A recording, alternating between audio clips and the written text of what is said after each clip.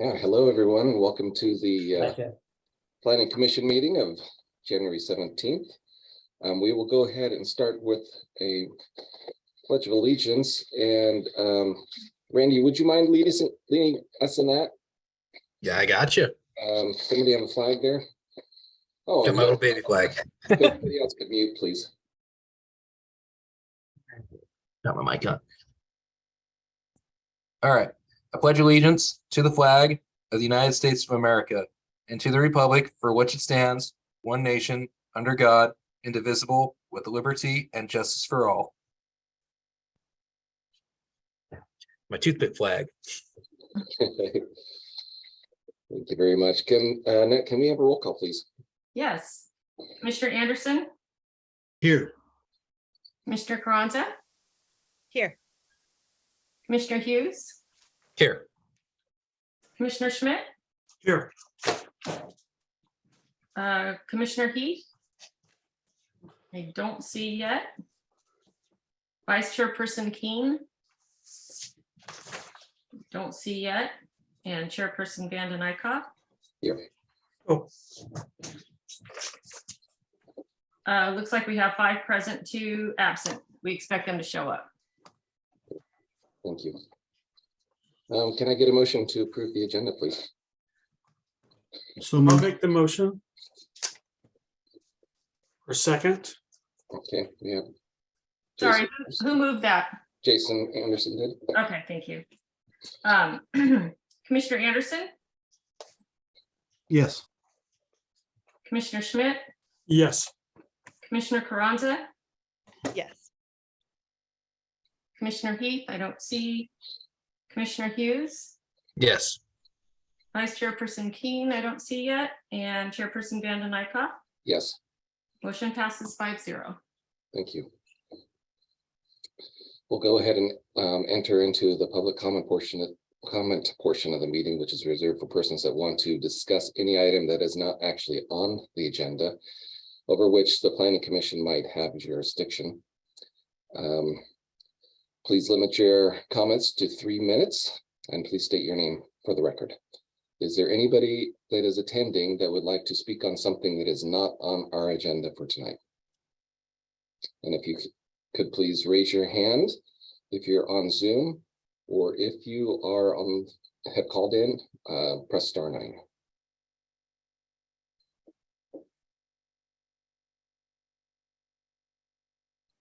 Okay, I don't see any public comments. Then we'll go ahead and move to approval of consent calendar. Can I get a motion to approve the consent calendar, please? I'll make the motion, please. I'll second. Okay, Commissioner Schmidt, Yes. Commissioner Hughes, Yes. Commissioner Anderson, Yes. Commissioner Carranza, Indeed. was that yes? Yes. Okay.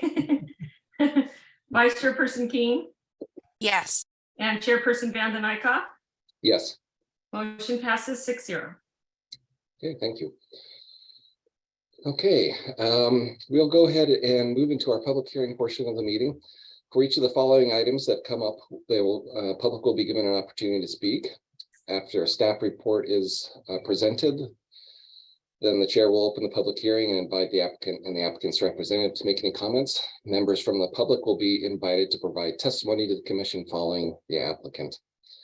Speakers should state their name for the record and can address the commission for 3 minutes. Before we start, we'll start with disclosures of ex parte from our planning commissioners, and we'll start with Randy. Randy, do you have any ex parte on this, the Bear Creek? No ex parte. Okay, Jason, And no ex parte. Victoria, No ex parte. Tori, Yeah, the architect on this project, Scott Martin, is a longtime friend of mine, and we have chatted about this project on and off a couple times. okay, thank you. Dennis, I I verified things on Google Earth in terms of distances and just to kind of look at the property from above. And then I think we all received, there were 10 letters that I counted that were received from the public. And I reviewed those too. But no ex parte. No, Okay, thank you. And I have none as well. So we'll go ahead and turn time over to staff for the presentation for the Barrel Creek Plan Development. Thank you, Chair. I'm going to say a few words before Kelly gives a presentation in depth on this project. First of all, this is one of these sites in the city that the city has looked at for many years as a potential opportunity site. An opportunity not only for some additional housing to buffer, the lower density land uses from the freeway, but also as a potential opportunity site for commercial, since it's at one of the city's designated commercial nodes, which is the Del Rio 101 and El Camino interchange. We have multiple interchanges in the city and they're all designated as commercial nodes. However, this one has been an opportunity site due to its flat vacant area next to the freeway. So Kelly's going to give you an in-depth presentation on that. But one thing I'm going to tell you, it's a little bit of a departure for what's written in your staff report. And that's that staff is going to be recommending a continuation of this item to the next hearing for a date certain for the February 7th Planning Commission hearing. And the reason because of that is, well, several reasons. First of all and foremost, the city was essentially a disaster area this past week with the major storms and flooding. And a lot of people have not had the opportunity to thoroughly examine all of the documentation that goes along with this particular report. There's a lot of information. It's a fairly substantial project. It does entertain the idea of amending the general plan. We have environmental documentation, and we have received several letters from interested parties who really want to look at the information, and they've asked for more time. And I think we're just going to grant that right off the bat, additional 2 weeks to review everything. But tonight we do want to go through the details. We do want to answer your questions. We do want to take public testimony, but our suggestion is before we move this on to the city council, that we look at doing that at our next hearing. And we'll go from there. So at this point, I'm going to turn it over to Kelly and she can provide you with all of the nuts and bolts and details of this project. It's a really interesting one. Thank you, Phil. And there are a lot of nuts and bolts, so probably more in your staff report than in this presentation, although we're going to try and touch on a lot of topics so that the public has some good information as we move forward through this process. And hopefully it's all understandable and it doesn't take too much of your time. So this is the Barrel Creek project site. It's located on the west side of the 101 at Del Rio Road. It's currently comprised of 5 properties that are vacant and under one ownership. The current property is zoned rural estates. The zoning residential suburban, which is a minimum lot size of 2.5 to 10 acres, depending on site characteristics. In this particular location, the minimum lot size would be 2.5 acres. With SB 9 on top of that, which is a recent development, it would likely go down to 1 to 1.5 acres if it was inside our urban reserve line, which I believe that it is. So that allows for 6 single family homes under the 2.5 acres, or 12 to 15 maybe under SB 9 regulations. The site area right now is about 15.2 acres. So as I mentioned, the site is comprised of 5 individual parcels. So those are individual lots that could be sold at any time. However, they are under single ownership today. It is across Del Rio from the Apple Valley development, which was done as part of our previous citywide general plan update in the early 2000s. That project site is at a density of approximately 1 unit per acre overall, although they do have smaller lot sizes because they have some parks and open space land through their development. And they did get an affordable housing density bonus there as well. The project site has Highway 101 frontage, quite a considerable amount of frontage there. And it is bisected by a drainage feature that's bordered kind of by a more riparian area of that feature to the west. The biologist did go out and look at that, and it is not a jurisdictional feature, so it doesn't require Fish and Wildlife approval for any permitting. So there's a lot of components to this application. And they're kind of all of the pieces that make this application actually move forward and work as proposed. So we can't really take apart these pieces and recommend some and not recommend others, because they all kind of work in concert. So it is a general plan and a zoning amendment to change those designations on the property. As part of the city council process, they do require that applicants come before them prior to starting a general plan amendment process for sort of pre-authorization to proceed. The city council did look at a concept proposal for this site and did authorize the project to proceed in December of 2019. In general, they were satisfied with a concept that looked at some residential on the portion along San Ramon and Del Rio Road and some commercial fronting the freeway. At that time, it was a little bit more intense with multifamily along Del Rio and San Ramon and larger scale apartment buildings.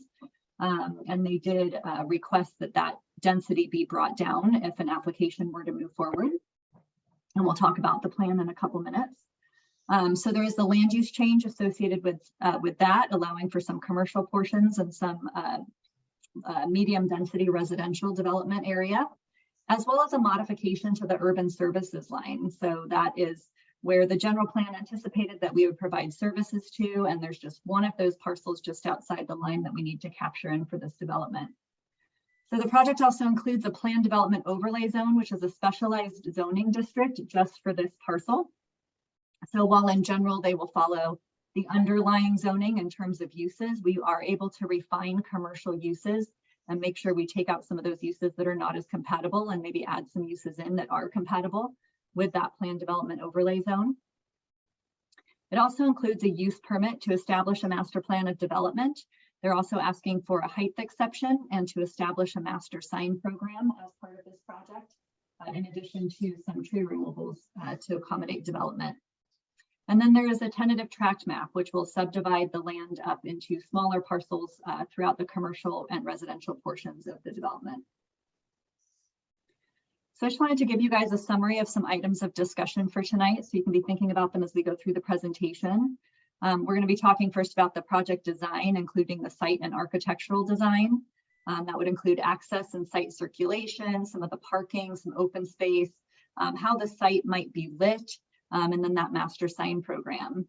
We're also going to be talking about some impacts that we identified through the environmental analysis portion of the project. More major impacts include traffic, sewer capacity, and neighborhood character. And then we're also going to be talking about affordable housing. So the project is proposing 20 single-family residential lots in the sort of southwest corner of the site, bordering San Ramon and Del Rio Road. There's 40 apartment units separated in 4 buildings on the northwesterly portion of the site, kind of adjacent to that riparian area on the neighboring parcels. There's a 120-room hotel at the northern boundary of the project, 16 short-term cottage hotel units up along Del Rio Road, adjacent to the existing project that is approved with a similar concept. And then there's about 53,000 square feet of commercial, light industrial, restaurant. This kind of includes all of the commercial space put together. So here's an overall plan for the site. We can see the drainage feature that bisects the site and runs along the western portion adjacent to the site. We have sort of the commercial portion focused along the Highway 101 frontage with a pedestrian paseo through the middle. We have the 4 apartment buildings, each with 10 units each in each building along this portion here. Highway 101, of course, is to the east of the project site. And then our single family residential subdivision here with a future 16-unit cottage hotel in this area.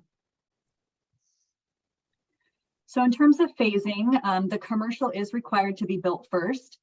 This is kind of a standard city council condition that comes with projects of this nature. Knowing that the city, the focus of approving developments that sort of expand our intensity and area in line with our general plan for economic development do sort of require that commercial component, as that is what helps sort of raise, tax dollars and incentives for development. So then the single family and multifamily would be second to that commercial development.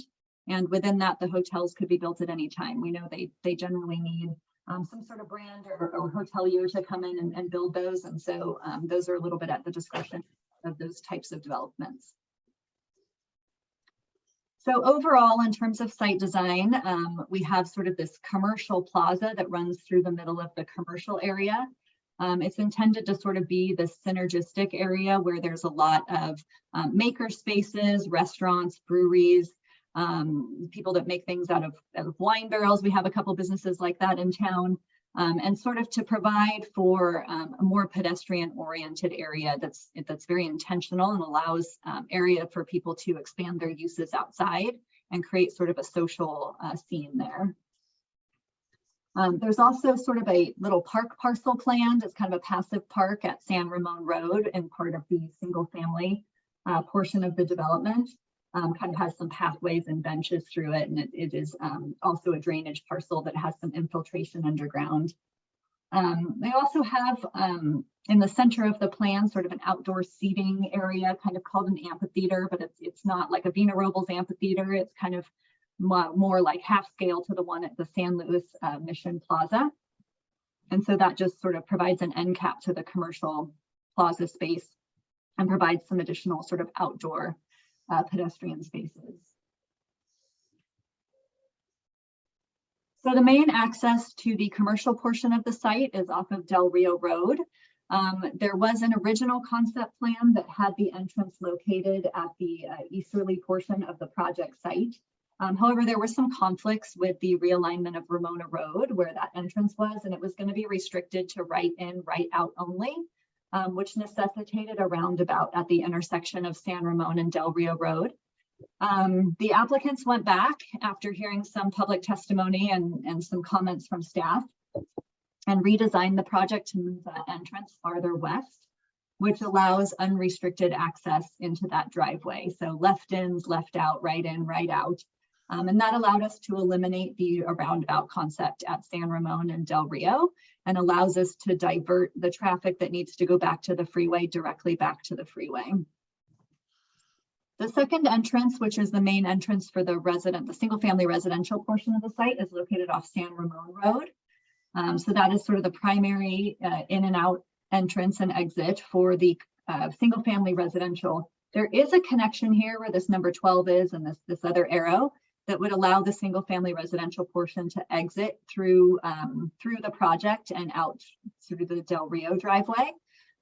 This is designed as a narrow sort of one-way access that very much discourages traffic from the commercial portion going towards San Ramon, and has some conditions for signage to ensure that is maintained. And then this is the main sort of loop road through the commercial and multifamily portion of the project, which has most of the parking and circulation off of it.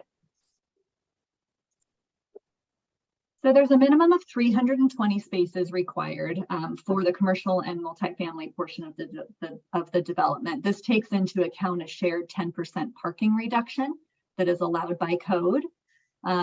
They have actually provided 359 parking spaces, so they are actually almost at the amount required prior to that 10% reduction. They are providing about 20 parking spaces adjacent to the multifamily where they could have some solar incorporated into sort of the carport structure. And then EV charging stations will be provided throughout the site per the code. So parking for the single family residential portion, each lot is required to have 2 parking spaces outside of the setback area. Those are usually accommodated in a covered garage. There's also with the setback for the garage or parking spaces, allowances for guest parking spaces in the driveway. The street is also wide enough to accommodate on-street parallel parking in most locations, with the exception of the fire department hammerhead. Here at the end of road A, it would be on this particular slide. They are not proposing, based on our right-of-way width, parallel parking along Del Rio Road. That would just be widened to accommodate travel lanes and turn lanes, as well as bike lanes and sidewalk. So there's a number of different open space and passive recreation opportunities throughout the site as it's been designed. Again, there was that sort of little passive parklet parcel along San Ramon Road for the single family portion. And the single family portion does connect through a series of sidewalks and crosswalks and pathways over into the commercial and multifamily portion as well. Again, we talked about sort of that amphitheater area as sort of some common open space area, the commercial paseo, and then there's sort of these side yards and rear yard areas adjacent to the multifamily. In addition, there's a lot of sort of private open space area. Obviously, the single family lots will have a rear yard area that is privacy fenced in. And a lot of balconies and outdoor patios have been incorporated into each unit in the multifamily area. So in terms of site lighting, obviously this is sort of one of our rural areas, and Atascadero likes to remain as dark as possible. But we do have some lighting along El Camino, Highway 41, and some key areas where safety becomes really important. So we do have conditions for streetlights at the intersection of San Ramon and Del Rio Road. There will be a new pedestrian crosswalk added in that location to facilitate people from the project and people getting to the project. We have conditioned that there be a light on each side of that intersection to kind of try and bring the light poles down as much as possible to reduce glare to the greatest extent possible. Obviously, it's a street light, so it can't get down to zero, but we're trying to direct that light so that it is truly just what's necessary for pedestrian and vehicular safety at that intersection. There is also a project entry light sort of at the main entrance off Del Rio. This will be more of the project style lighting and be on private property, but give enough light for some safety there for turning movements in and out of the project. That light will kind of be the same as sort of the parking lot lighting throughout the project. Within the commercial paseo area, there would be some festoon and accent lighting, as we'd want that to be kind of a really vibrant area with a lot of sort of pedestrian activity. But a lot of other lighting throughout the site will be low-level bollard lighting, maybe some in-ground lighting, a lot of these gooseneck style lights that sort of are more shielded and more directed towards buildings and don't allow a lot of off-site glare.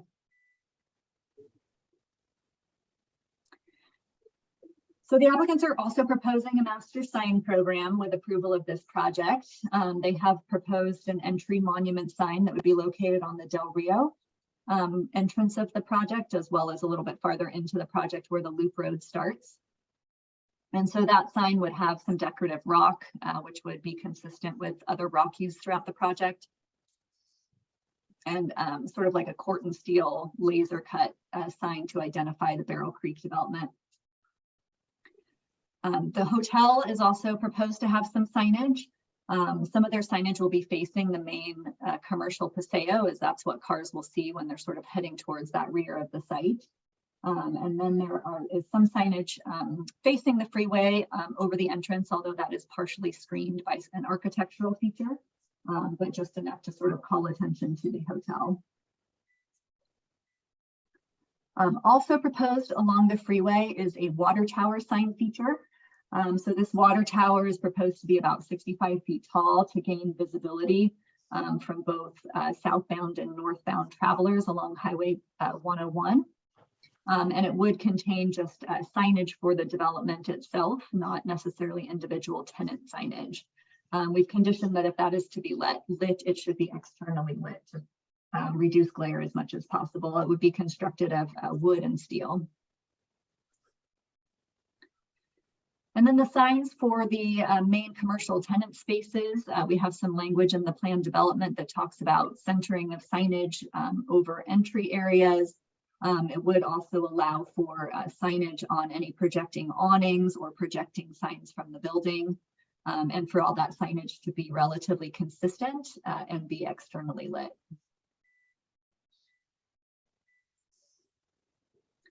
So in terms of architectural design, the commercial portion of the project is kind of a contemporary agrarian look. There's sort of larger detailed metal buildings with dark metal siding. They do have gable roofs to bring some interest, and a lot of metal awnings and trellises that provide some layering along the building facades. They're also proposed to have a lot of sort of large openings, whether they be storefronts or roll-up doors, to sort of accommodate those light industrial, artisan, restaurant, brewery type spaces. The hotel takes on a little bit more of a contemporary vibe. They have a lot of contrasting materials, some corten steel, some stucco paneling in a lot of different colors, some wood layering elements as well. And then quite a few projecting roof features to sort of add some visual interest. I know a couple of our hotels recently have gone in with some flat roofs, and this sort of has those gable roof features to tie in with the rest of the project. So this is the concept for the multifamily unit on the western side of the commercial area of the project. It's kind of more of a contemporary farmhouse type theme to bring in some warmer materials than the commercial center. It's got some horizontal and vertical siding, concrete shingle roof, using sort of some lighter earth toned colors, and then having that stone accent base, which would tie in with the rest of the development.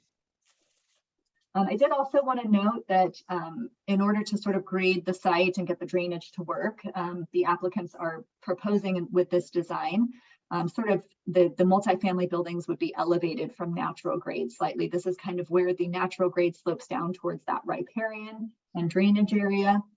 So that portion would be built up slightly to accommodate the multifamily buildings.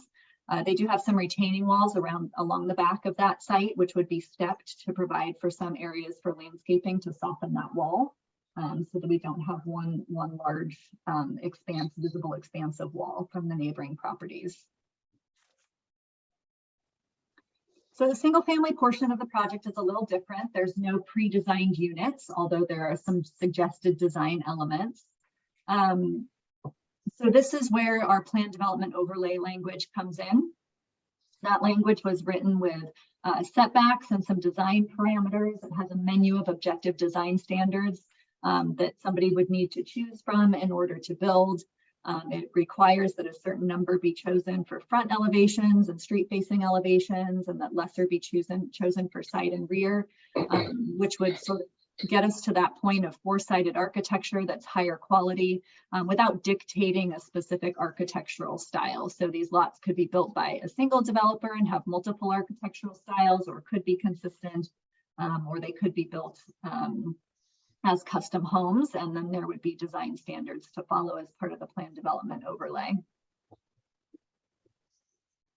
So kind of for an example, this is what a potential footprint might look like on some of those lots. And so we can see that there's sort of building envelopes established by using the setbacks outlined in the plan development and the master plan of development. This development per state law would allow the potential for accessory dwelling units as well.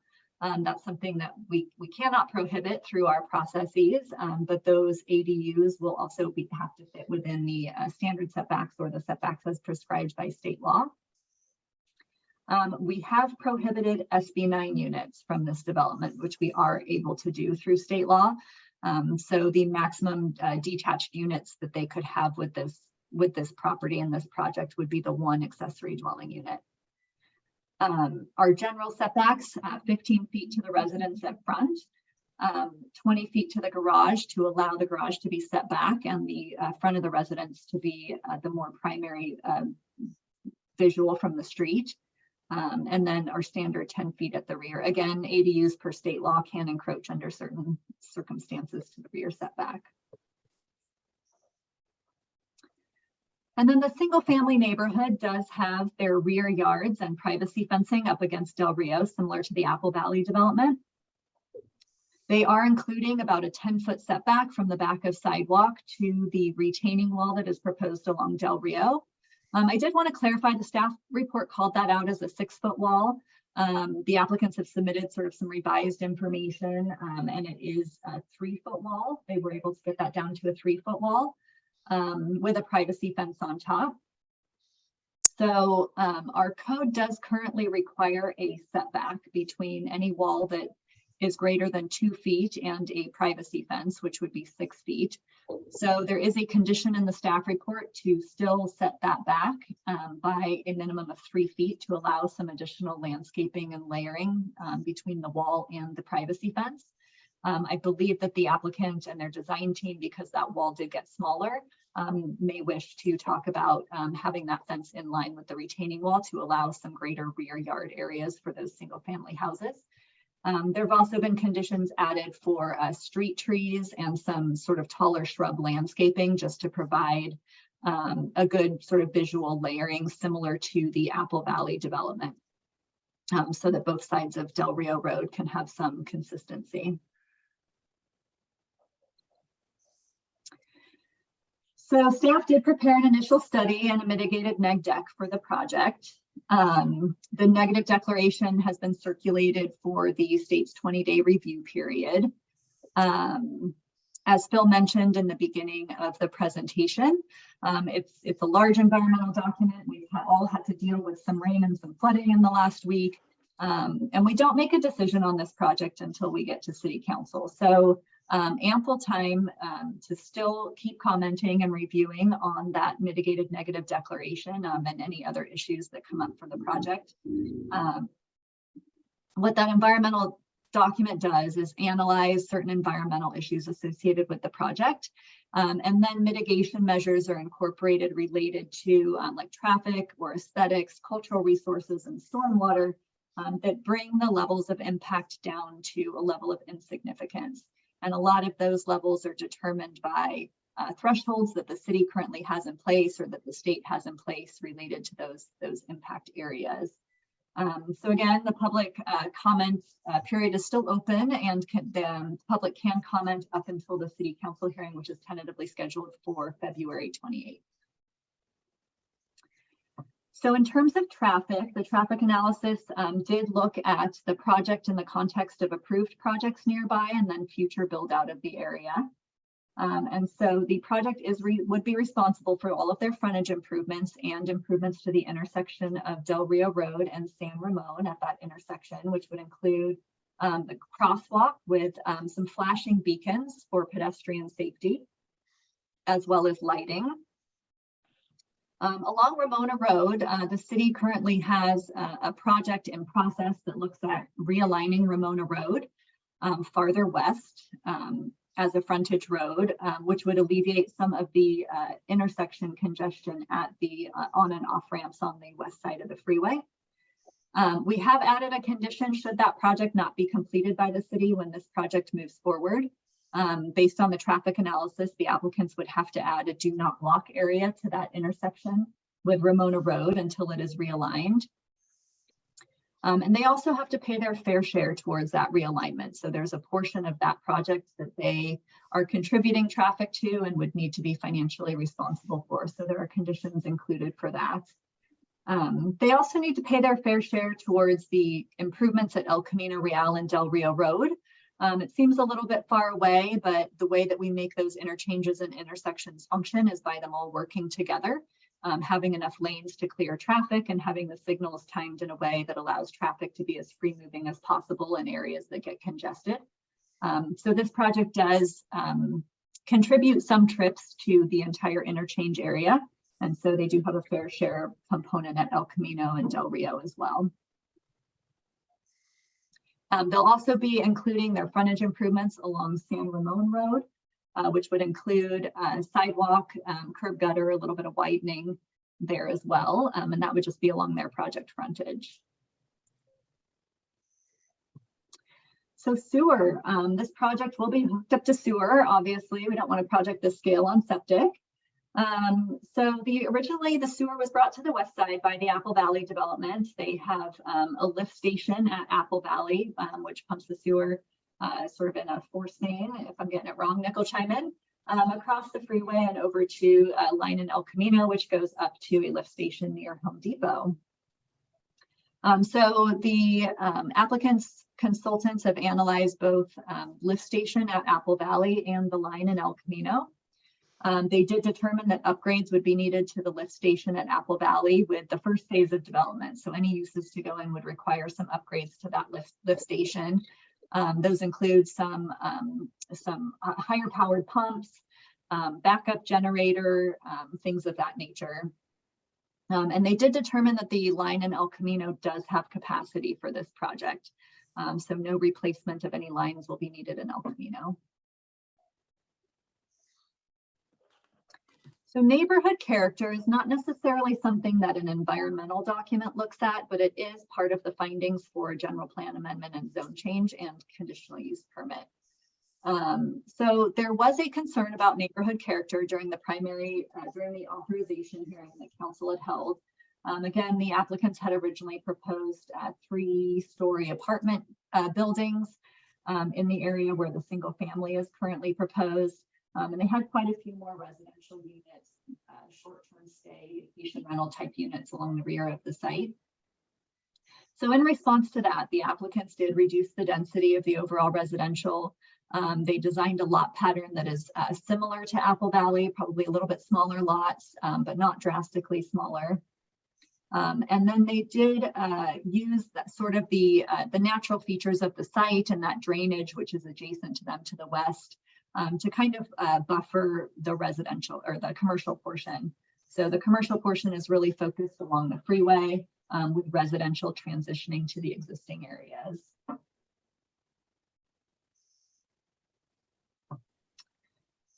So as a general plan amendment and zone change, the project is required to comply with the city's affordable housing policy. Currently, that policy is for 20% moderate for the for sale units, which would be the single family portion of the project. And then 20% for the multifamily, broken down into certain percentage of very low, low and moderate income units. We did add a condition to follow city policy for this project. However, the applicants will be requesting of city council in lieu fee payment instead of provision of affordable units within the project. Our policy tends to work better for entirely 100% housing project, as there's a density bonus incentive included with that, which doesn't really make its way into projects like these. And so it's a little bit more difficult to incorporate the affordable units. And that will be a discussion with council, although Planning Commission can certainly weigh in on a recommendation for that. And just to clarify, we needed to correct a condition for the affordable housing to show 4 moderate for the single family. I believe the condition said 2. We just did our math wrong. So as a planned development, there are certain findings that need to be made. This is sort of a city council policy that's been around for quite some time for planned developments. And basically, you know, what council is saying is a planned development allows you some different development standards that would normally be allowed throughout town, and sort of some special considerations and concessions. So in exchange for that, there's a few tier 1, tier 2 community benefits that we're looking for when we approve planned developments. Some of those, again, affordable housing, whether it be in lieu fee payments or provision of the units, high quality architecture and landscape design, buffering between urban and suburban zones. Again, that has been done here, you know, by having residential buffer the commercial. I'm sure there will be some discussion about, you know, what that really means as a buffer in terms of intensity. And then higher density to meet our housing element goals. So the state continues to ask cities to build more and more housing throughout the city, which does require us to intensify more and more areas as we move into the future. Tier 2 benefits, pocket parks and larger projects, trails and walkways for pedestrian connectivity, historic preservation, although there is no historic preservation requirement on this site. So an additional benefit that does come with this project, as Phil mentioned, is that this site was identified as a key economic opportunity site by the council in some of their strategic planning sessions. And there is an additional economic development benefit to bringing intentionally designed sort of commercial pedestrian entertainment sort of lifestyle spaces to the city of Atascadero. It's a large site size with all of the parcels put together. A lot of our city is just smaller sites for our commercial areas. It does provide freeway visibility and access to the site. And it's at a key sort of Del Rio commercial node. There's a lot of planned development on the east side of the freeway that's moving forward that will make Del Rio a more key node in the city. And then we did want to touch on commercial uses a little bit. So as I mentioned, in that planned development overlay zone, we can refine some of the uses that are allowed on that site to ensure additional neighborhood compatibility. So we changed some conditional uses to allowed uses and some allowed uses to conditional uses. And then we do have a list of uses that would just not be appropriate for this site as it was designed. So bars, taverns, hotels, and motels would be allowed on this site, of course, subject to the master plan of development, which is up for recommendation to City Council. Social and service organizations as a conditional use, I believe it's usually allowed by right, but in this type of context, we would want to make sure that there was parking and ample consideration for some other impacts in terms of how this project is designed if a social or service organization were to come into one of the buildings. So that would just need some additional review. And then some of the uses that we deleted from the site are there on the screen before you. I won't read through all of them, but mini storage, some medical extended care services, building materials and hardware, and other uses with outdoor storage components, drive-through sales or services. Those uses just don't fit into the master plan of development as proposed. And some of those uses would create a much higher traffic impact that we just wouldn't want on this side of the freeway. So there are a number of uses that were taken out of the allowed list. So in terms of height, then our single family residential subdivision portion, they would be meeting the height as is allowed in the underlying zoning district based on the development standards. The proposed apartments are at about 38.5 feet tall. The zoning district allows 35 feet with roof forms to protrude up to 40 feet. So that is within our code allowances currently today. Again, we measure average height. So just for the public to be aware, as one elevation might be a little taller and one a little smaller, and we take the average of the two. In terms of the commercial buildings, 35 feet is allowed 35 feet is proposed and 45 feet is allowed per the underlying zoning district. And then the hotel is where the height exception comes in. So the proposed height is up to 60 feet for architectural roof features, with the occupied floors at the ceiling level being at about 47.5 feet. So our maximum height per code for occupied area is 45 feet. And so this additional height would be allowed through our plan development overlay zone and through findings made by Planning Commission and Council. So the project includes the tentative tract map as sort of the last piece of the project. Again, 20 single family lots, 4 of the parcels within the multifamily area would allow one of those 10-unit buildings. So each one of those buildings would be on a separate lot. There are separate lots also for the commercial properties to allow individual ownership of each building, and then a hotel parcel created so that that can be individually sold and developed, as well as the cottage hotel parcel. There's also a number of lots throughout the development that are just related to functionality of the project as a whole. So there are 5 lots for stormwater or drainage purposes. Again, that allows those lots to be maintained by an association or some other form of maintenance mechanism and not carried and burdened by just one parcel. There are 2 sort of road and parking parcels, one in the single family residential area and one for the commercial area. And then there are 2 sign parcels adjacent to the freeway. Staff did include a condition on the map to eliminate lot 40, which is one of those sign parcels. This parcel was intended for a future billboard. The city's code currently does not allow for billboards without a development agreement through City Council and some citywide benefit. And that request is not part of this application at this time. So we do have a condition to eliminate that lot. There were a couple of changes as we went through with the public and with the applicant team for the project as proposed. As we are continuing this, we will bring back these changes as part of your packet on February 7th. But I just wanted to highlight a couple of the changes so you're aware they're being made. Again, modification to the affordable housing condition for those 4 units in the single family portion of the property. We've also been discussing with APCD their review of the environmental document. And they believe that to fully mitigate the project, we do need to do a little bit additional with our provision of the electric vehicle charging spaces and areas for the multifamily and commercial portion of the property. So we're going to be working on some language for a condition for that. We're also going to update some of the vesting tentative map exhibits related to the retaining wall heights to make sure we show the 3 feet and not 6 feet along Del Rio Road. And just a modification to the single family setbacks in the plan development overlay zone. It said 25 feet. We meant 20 feet for the garage. That still allows it to be set back 5 feet from the house. So in terms of next steps, the Planning Commission will make recommendations to City Council. As we mentioned in the beginning of the hearing, that will be recommended at the February 7th hearing. So tonight's meeting will just be to gain information, ask questions, allow the public to ask any questions and get clarity on the project and the scope and the details. So we'll be bringing that back for recommendation on February 7th.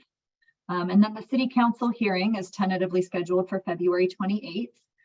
The City Council will be the final action on the project, and any comments can be submitted up to that hearing date. There are a number of draft resolutions that we'll be bringing back on February 7th. So I won't go through all of these necessarily, but these will be coming before you again at the next meeting. And so, as Phil mentioned, our recommendation for tonight is to continue the item to February 7th Planning Commission meeting to allow greater time for neighborhood input. A couple items of discussion, but this concludes staff's presentation, and I will leave this slide up here should we want to go through things in order without flipping around too much.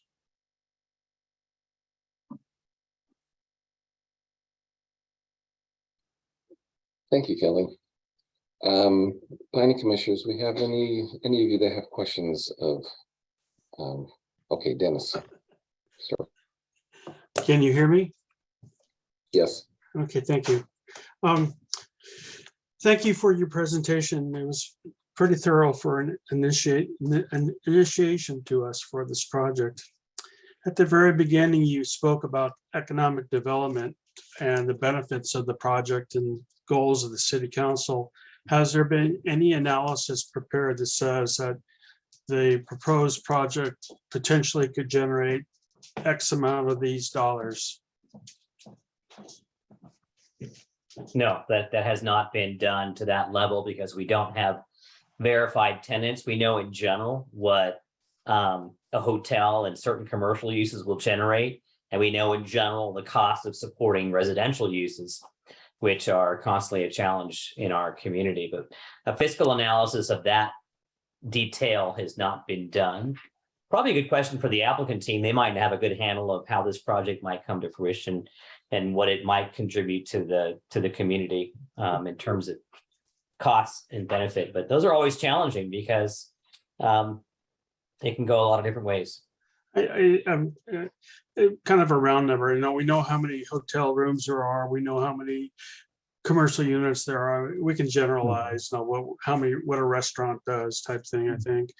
And I wonder if that might be something we might want to talk about. A lot of discussion about the relationship of the commercial area to the existing residential area and having the apartments sandwiched in between to provide somewhat of a transitional zone. At first, I was thinking it would be nice to have those apartments setting at a higher grade to help screen the commercial aspect of it. But then again, with the grade changes with the retaining walls that are shown and the ultimate height of the apartments, it seems like those buildings are up to 35 feet, 40 feet, and the houses next to them are down at 10 feet. There was nothing discussed about providing any type of buffering from the height of those buildings with respect to the existing homes next to those buildings. And will these people be looking up on these at these things, or people up there be looking down at those houses that are next door. That would be a concern.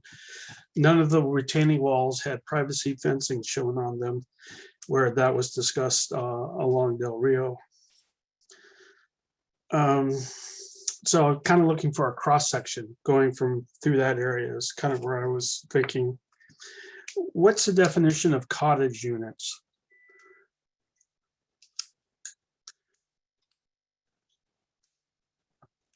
Is there? Cottage. Yeah, there's Kelly? discussion about the cottage unit area Who's next that? to the single family homes.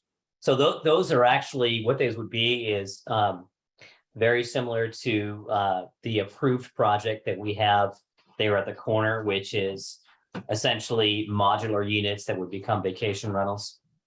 Okay, on one of the graphics that were provided to us from the applicant, there was the word tiny homes scripted over that area. So that's why I was wondering, is a cottage a tiny Yeah. home? And they're or not is it really a just tiny home. I mean, mistake? a true tiny home is something like 200 or 300 square feet. Those units would probably be much larger than that, but essentially they're individual little cottage type small homes, modular or not, that would be used as essentially a vacation rental type unit, which is kind of a common trend. The trend that we have today with everything that has occurred over the last couple of years and with commercial use is to try different ways of generating money. And are there any restrictions on the commercial units of on whether they can have outdoor events or not? Anything like that that's going to be written into the plan that they can or cannot have those? I don't believe we have that level of restriction. That's something that the planning commission can certainly suggest. The intent here is to have sort of a maker space situation where you might have someone that does, for example, they're making cheese, or they're making bread, or there's a bakery, there could be a winery, things of that nature where you generally are making products, but you also have some visitation, you have daytime hours. Sometimes these land uses would have, a very moderate evening event that might cater to that as well, just like any other restaurant or anything else would. But this is not a place set up for large scale events. This is a place that's more like the marketplace in SLO or the one in Paso, where you've got different sort of cottage industries, and you've got small retail, and you've got also some lodging on the site, and you have some residential on the site. It's a really interesting mixture of these uses in a sort of a real placemaking kind of fashion. So it's not the kind of thing where you've got large scale events and large scale arenas or things going on, not even to the scale of our Tin City. It's different than that because of the mixture of quiet land uses and the smaller spaces and that kind of outdoor corridor. And I just wanted to add, sorry, I couldn't get my computer to unmute earlier. So there are conditions in there that would allow for outdoor amplified sound. Normally that's an administrative use permit, but can be included with the conditional use permit. So we do have some allowances for outdoor amplified sound for some of those restaurant spaces or the hotel space. And we do have some hour limits on what that would look like. I believe it was 10 p.m. So if anybody wanted to go beyond that for an event, they would need to go through our standard AUP process, but this conditional use permit does give some allowance for outdoor amplified sound and music. Things like that, to me, don't seem compatible with the neighborhood, although I can understand it for the commercial use, but noise is scary. Again, I live a mile from Lake Park and I can hear Saturday night music all the time. So I would be skeptical about allowing that. What is the significance of the project title of Barrel Creek? That's the applicant's choice. Okay, I'll have him explain that then. Can the water tower have other use on it? For instance, a repeater for mobile phones or something like that? I mean, here we have this building. Can we put stuff inside of it or add to it? That all depends on how it's built, and that's up to the applicant in that scenario. And we would allow it, or can we restrict it if we It would wanted? require a conditional use permit if it was going to be a wireless facility. The same thing then for rooftop activities? For instance, we have Yeah. a restaurant downtown that has rooftop activity. We have restaurants that now have seating on sidewalks. If people, these uses wanted to expand, could they without asking permission? You're asking quite a few different questions there. I mean, generally it's something we strongly encourage. And then you kind of went to the wireless facilities issue, which, is something that is always a conditional use when they're on a site like this. So it all depends where it is on the site and what's it designed for. Generally, this particular site is designed with an inward corridor so that these outdoor uses would be facing in towards each other on the site, not to the outside towards the residential or towards the freeway. It kind of creates its own space by having that sort of pedestrian corridor in the center. So it really kind of pre-mitigates the issues, I think, that you might be concerned about. Okay, The hotel concept does have sort of a rooftop social area component as proposed.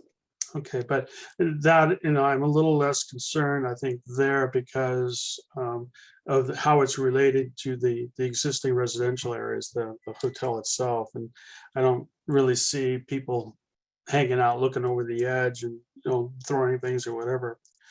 A lot of discussion about sewer and capacities and so on. Does our sewer plant have capacity for this project? We have sewer lines and lift stations that do or do not, the sewer plant itself. Nick, are you on?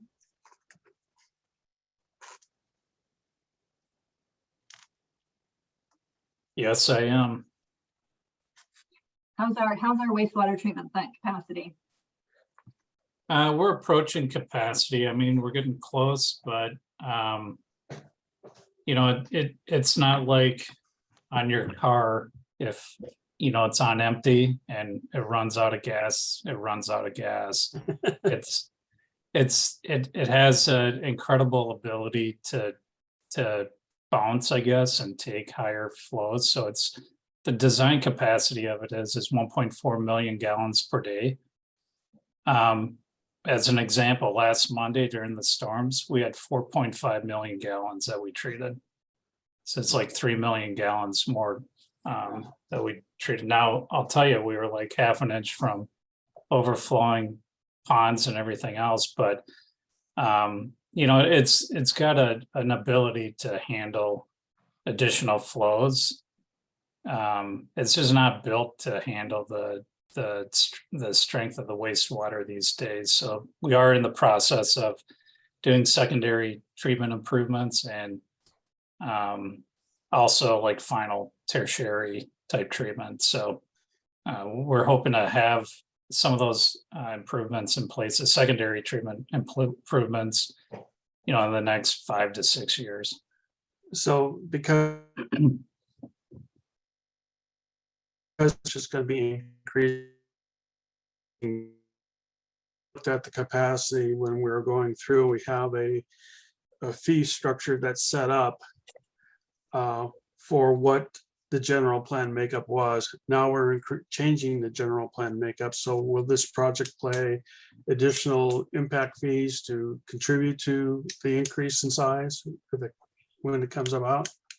No, we did a wastewater fee analysis several years ago, where we looked at all the capital projects coming up, the cost to run the plant, and then also the cost of previous capital improvements as well. So right now, like a single family home is required to pay a sewer capacity charge of about just under $5,600 to connect. So I expect that number to go up just because that was based on a much lower number for the treatment plant upgrades than we're getting nowadays. You can stay on the phone here. There's some drainage issues at near San Ramon, where the boundary meets on San Ramon Road. There's some ponding in that area. Is that going to be fixed with this project? No, it won't. And so that ponding is still going to be there then after it's built. Yes, it's outside the project limit and the scope, and a lot of Kind the of right on the cusp. it's right on the cusp. But Well, it's like the property line is where the ponding. yeah, I would love for this project to fix that drainage area, but it kind of lacks a nexus to do that, and lacks kind of the authority, because a lot of that problem with the ponding Mhm. is associated with properties that are not part of this project. Okay. And my last question or comment, you had talked about Del Rio Road and the retaining wall and a separation, possibly a setback separation between the retaining wall and the privacy fence. To me, that's a collection for weeds and trash, so I would not want to see it. I would rather have the privacy fence right on top of that retaining wall. Thank you. Okay, any other questions from commissioners?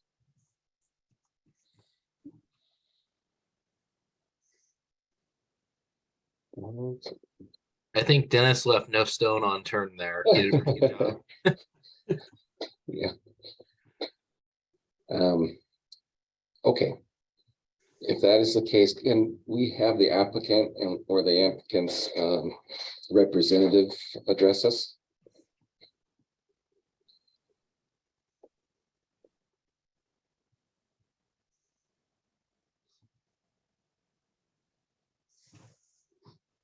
Can everybody hear me all right? Yes. Wonderful. I think I'm still being bumped up to panelists. Just give me a second.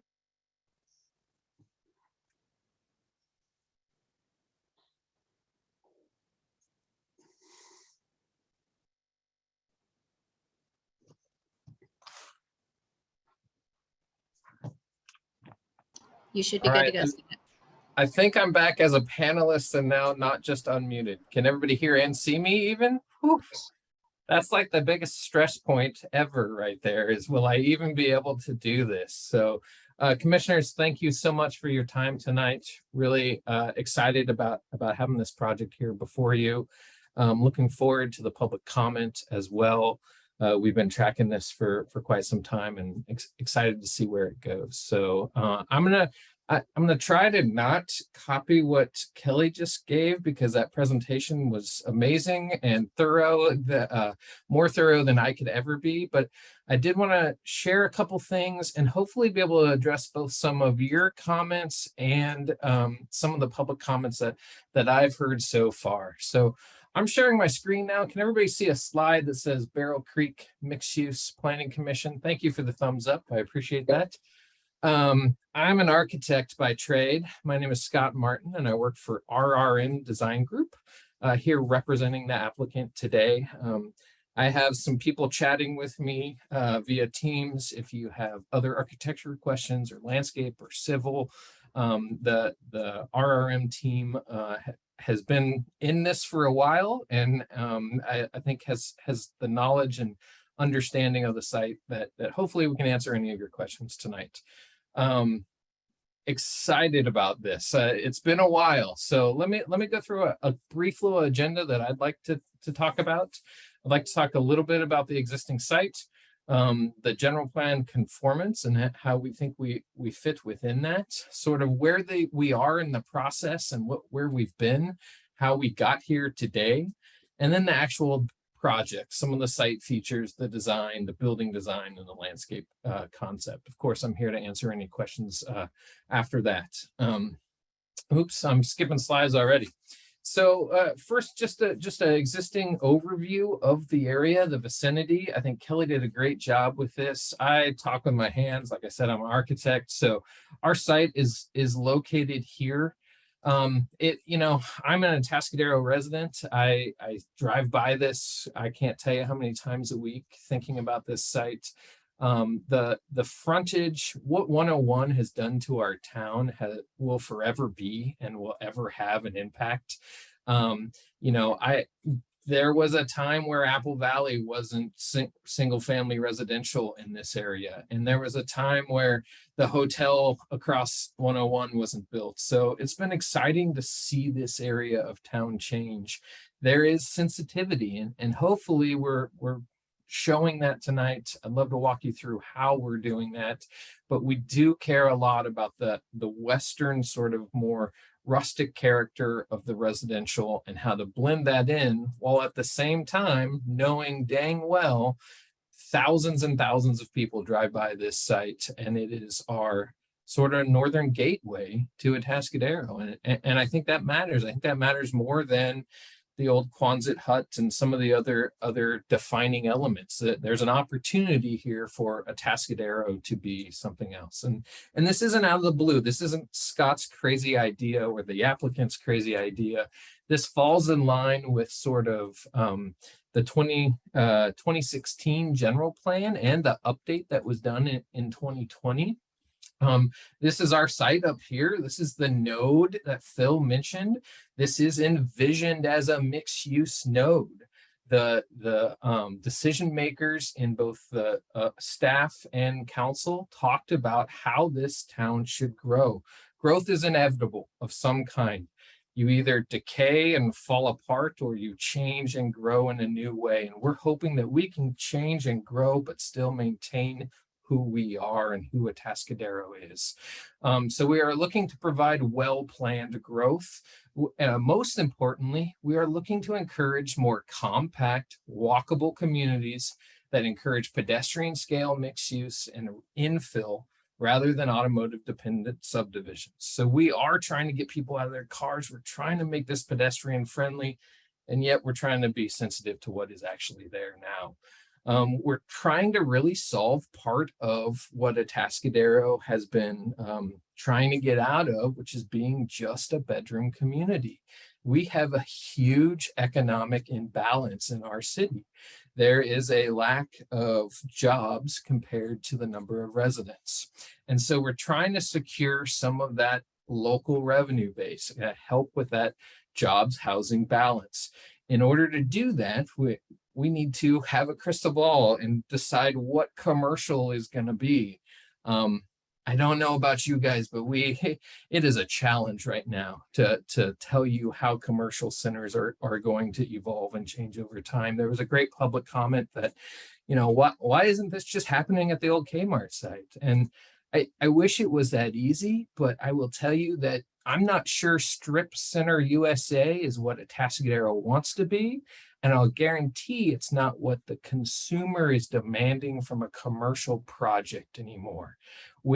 Phil mentioned a couple other marketplace projects and things around the county. People are looking for experiences. They're looking for authenticity. They're looking for something that isn't a big box store. And that's what we think this commercial development is bringing today, as well as some much needed residential for our community.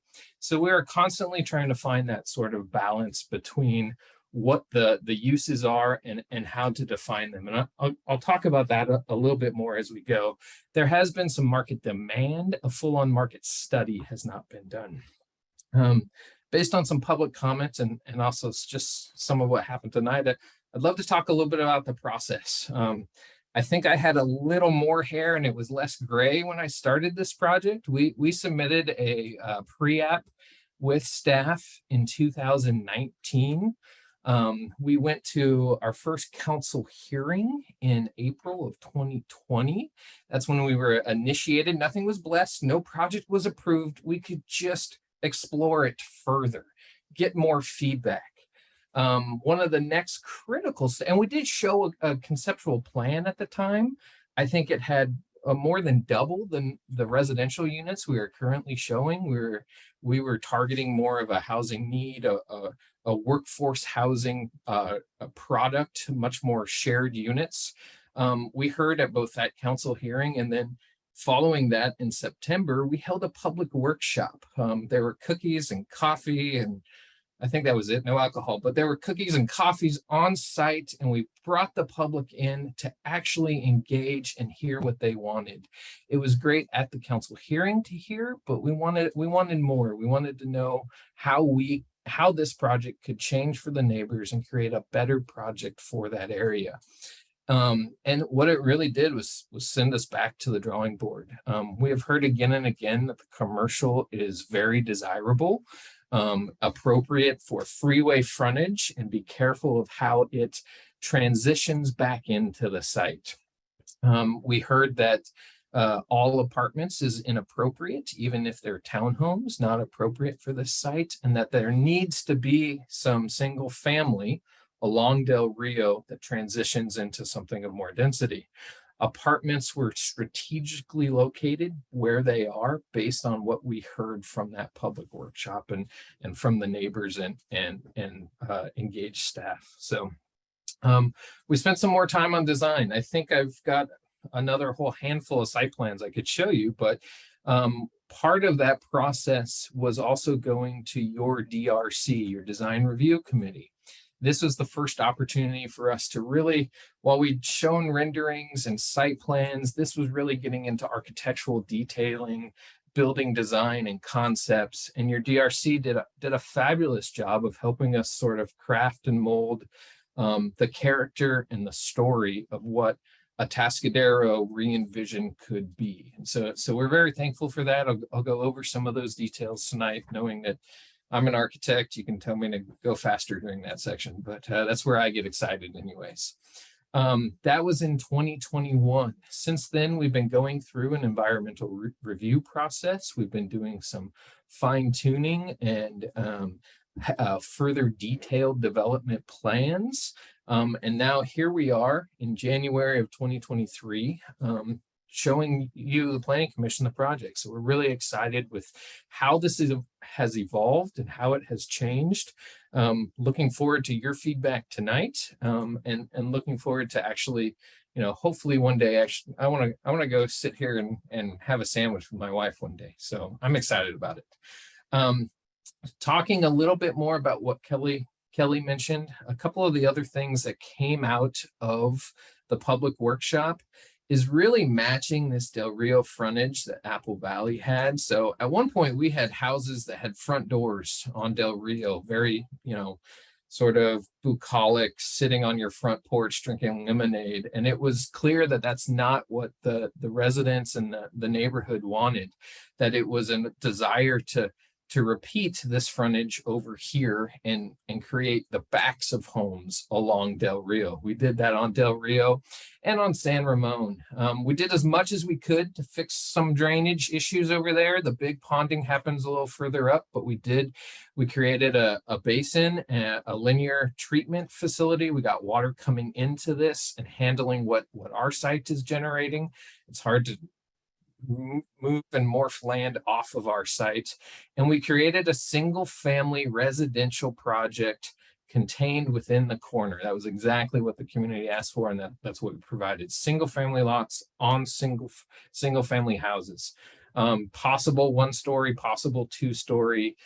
We think appropriate character and fitting within the neighborhood. We also really limited this access point to be for those single family residential units.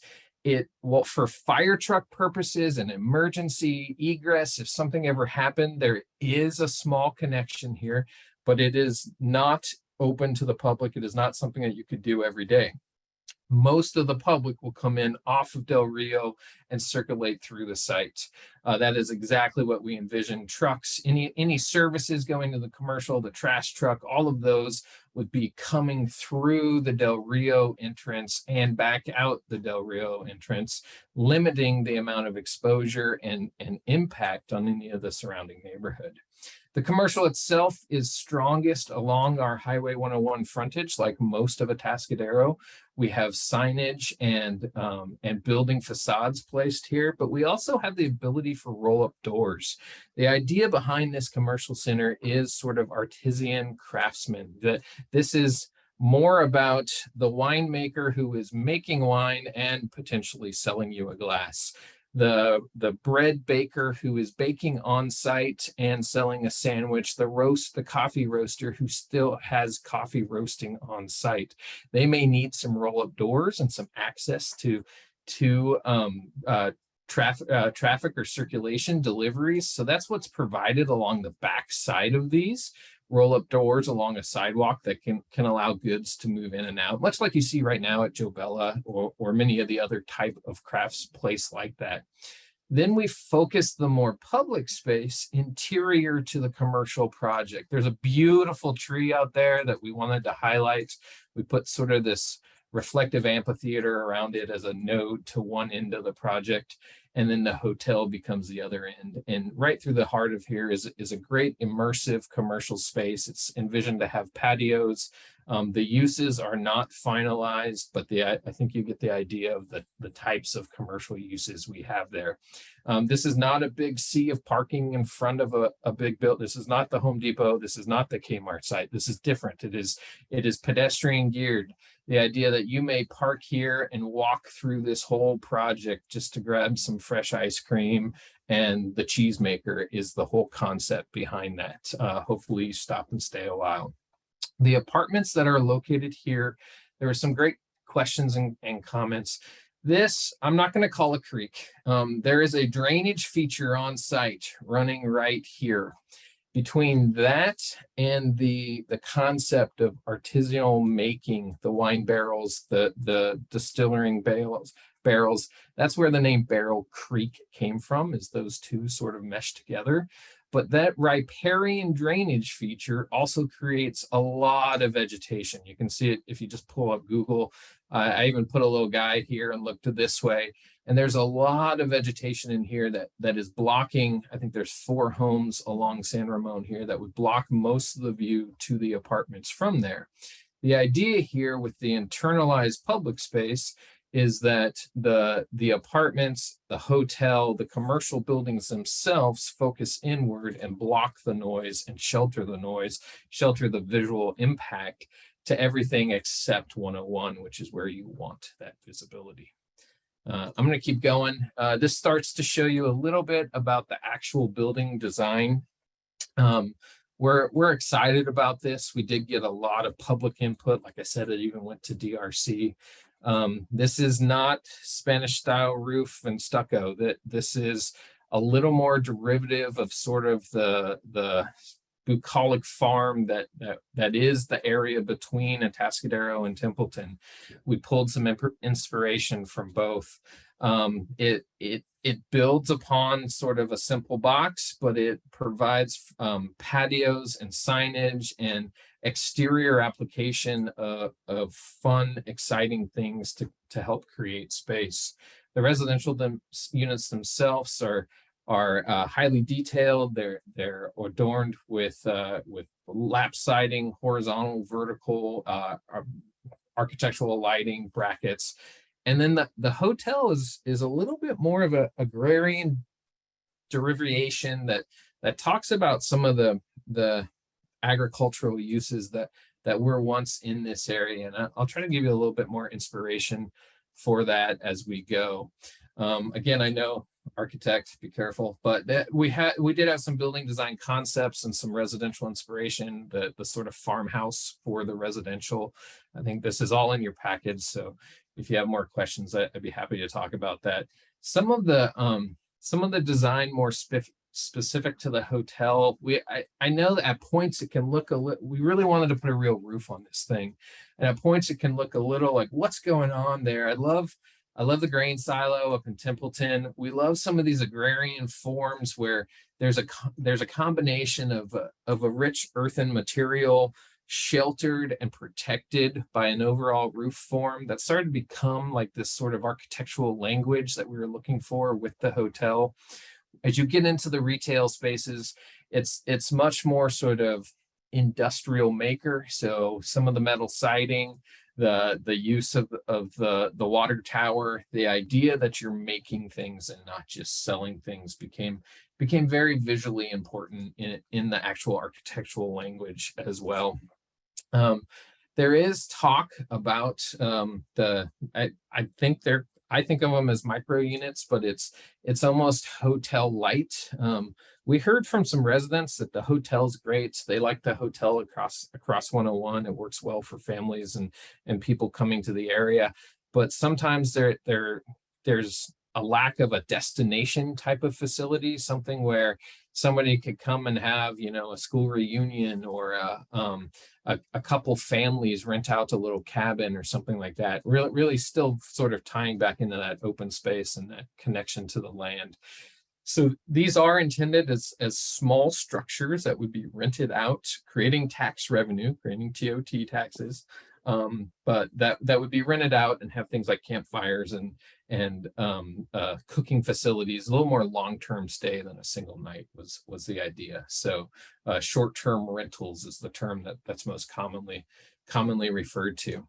In your package is pretty detailed. I just wanted to skim through some things. You'll see there's a variety of materials. Most of them we're trying to be very authentic with the real material. It's real metal.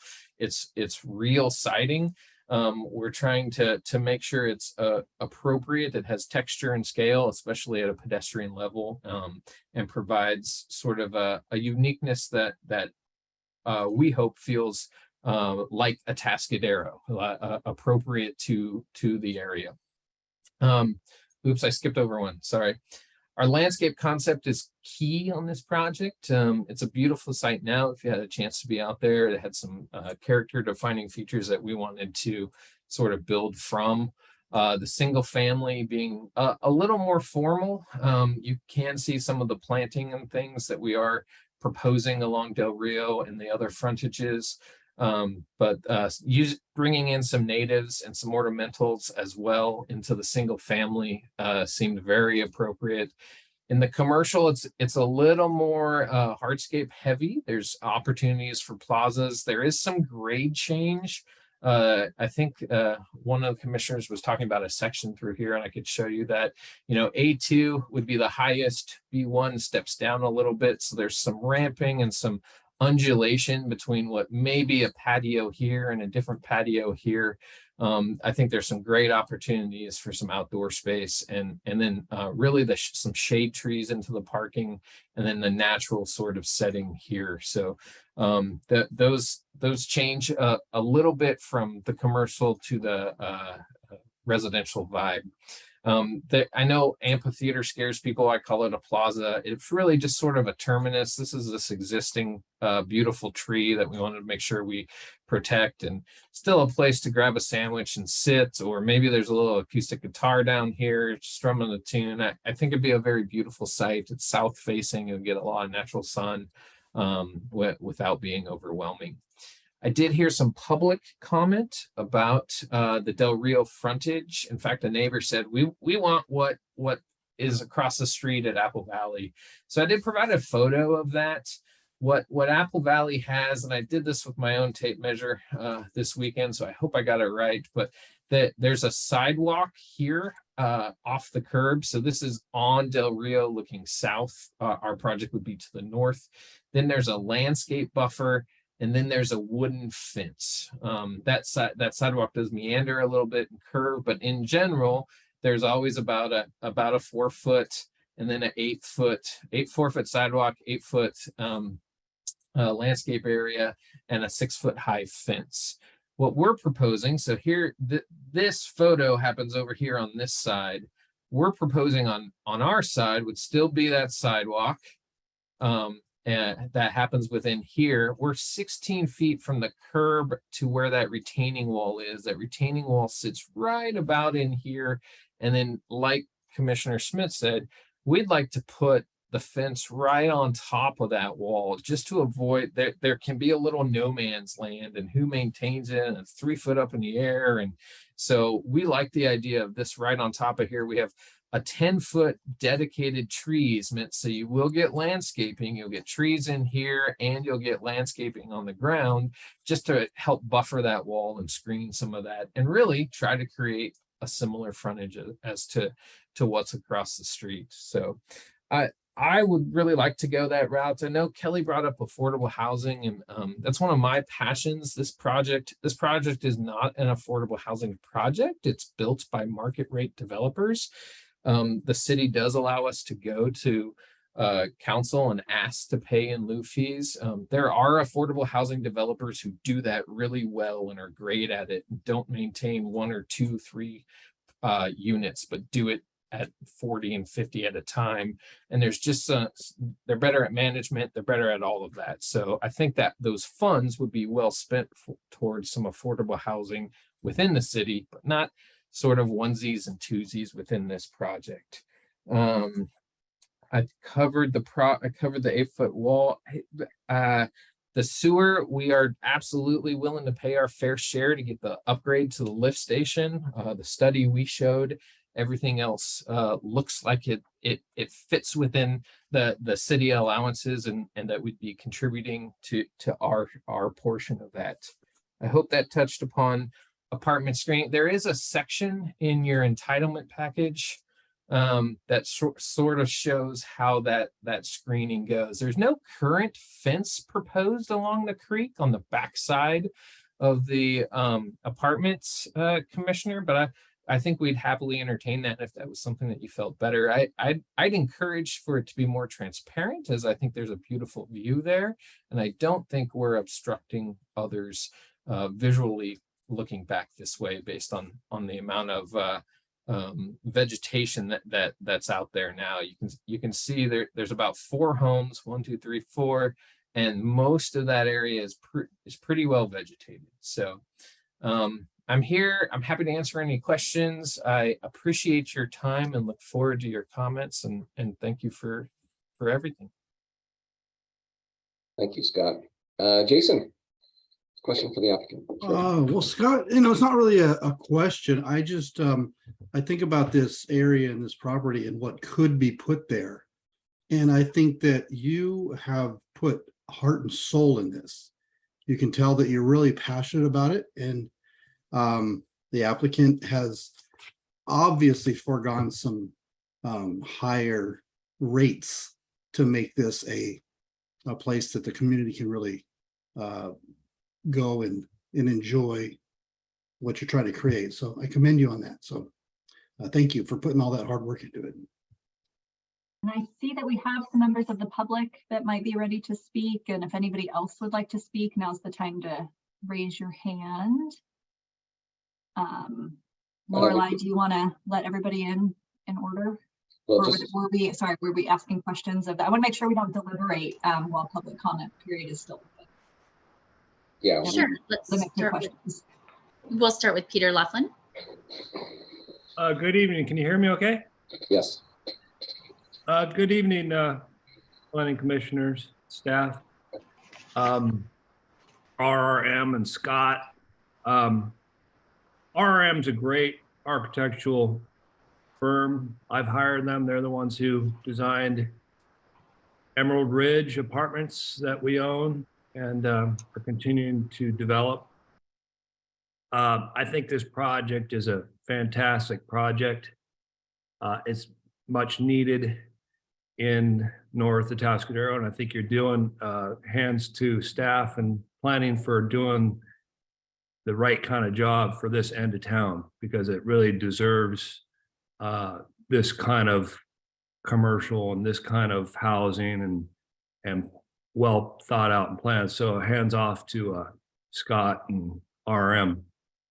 I also own the corner site with the micro, I guess you call it micro hotel units. So of course I have an interest in what's going on around me, and RM and the developing team have listened to some of my earlier concerns and kind of worked with a road that was going by my site. So hats off. I'm thankful for that. So I just had a couple questions for the city and for the developer, just to kind of get some clarification. For the city, I'm just wondering, regarding their cottage unit product, if they're gonna have the same kind of restrictions that we're having to be restricted by, as well as what the developer sees as how they're going to operate that. And it looks like they're more, I think I read something that there was going to be stick-built units, but what I just saw on the screen were modular units, just like our project. Actually, it's really just copying our project, which, I look at it as a compliment. But I wanted to find out what their plan is on operating it, and are they planning to operate it themselves? Are they planning to sell off the land and have a different operator? Be curious what their thoughts are on that. And then regarding Del Rio Road and what's going on there, if the city has any idea as to when they're going to widen the road and realign San Ramon, and what's going on with the city site across the street from our site, and sewer requirements and capacity for that use, whatever that use might be. I've heard multiple different concepts or ideas that what it'd be used for. So those are my questions, and I thank you for hearing them. Thank you. Thank you, Peter. Great. And next we'll go to Daryl. Daryl? Jeff, do you want us to answer as we go along, or do you want us to answer all at the end? Let's answer at the end, please. Okay. Okay. I live in Apple Valley. I've been living here since the subdivision was new, and really enjoy the area. And I, first of all, want to commend the city staff for all the work that they do and the way you all receive public input and seem to be acting on it. And I appreciate that. I know you'll work very hard. I do appreciate the redesign of Del Rio Road from when the project was originally submitted, and the frontage landscape that's going in on the north side of Del Rio Road looks much better than what we had in the beginning. And I appreciate all that and listening to our input on that. The one thing that I never seem to hear is about our Apple Valley Park and the maintenance fees and how that's going to be realigned now that we have a huge impact as far as the park usage. I mean, it kind of seems to me that we're at a point when this project goes in that our park or our landscape district, the park part of that, should either go away, or at least most of that component should go away, because we're not impacting that park any more than this development will. So either there needs to be some kind of a district or a fee schedule so they can add a component for that for the park maintenance to reduce our maintenance percentage. Something needs to happen there to make it equitable for us, because I kind of feel like we're paying for a city park in addition to our city taxes. We are. So I don't think we should be paying, there needs to be some kind of a readjustment there, or just do away with the park part of our district component for our landscape.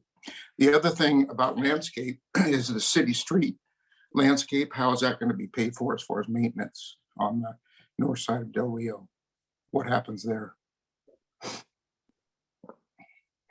Is there a landscape district that is going to be formed? So, because we pay for our streetscape and with a landscape district for Apple Valley.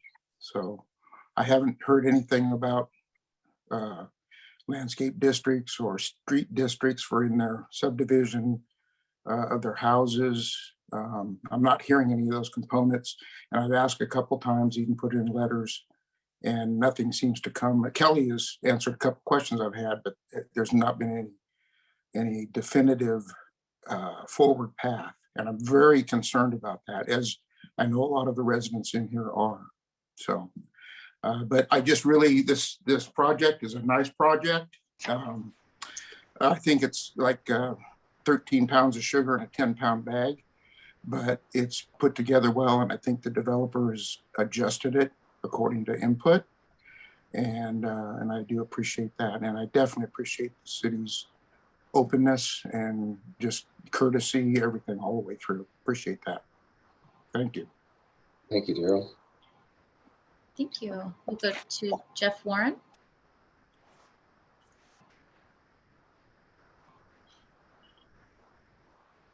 Jeff, are you there? Well, it's actually Barbara Warren Well, hi, Barbara. on Jeffrey's computer. Wonderful. It's all yours. So I've kind of asked this question before. I have great concern over traffic headed from Del Rio to Monterey. There's a little tiny bridge there. We're going to be having 20 homes plus the apartment people. And I'm sure there are a lot of children involved in that headed to Monterey School. It's a very, very narrow bridge. It's Del Rio tees into Monterey at that point. And you've got stop signs there. And I just see that as becoming congested and difficult, especially if anybody's trying to walk in that area. The other concern is San Ramon headed north. The street is a disaster right now in terms of condition. And we've talked about, we've mentioned that before, and I hear nothing about anything except roadways coming off of 101, but there are other roadways here that I think need to be considered with the addition of all the cars.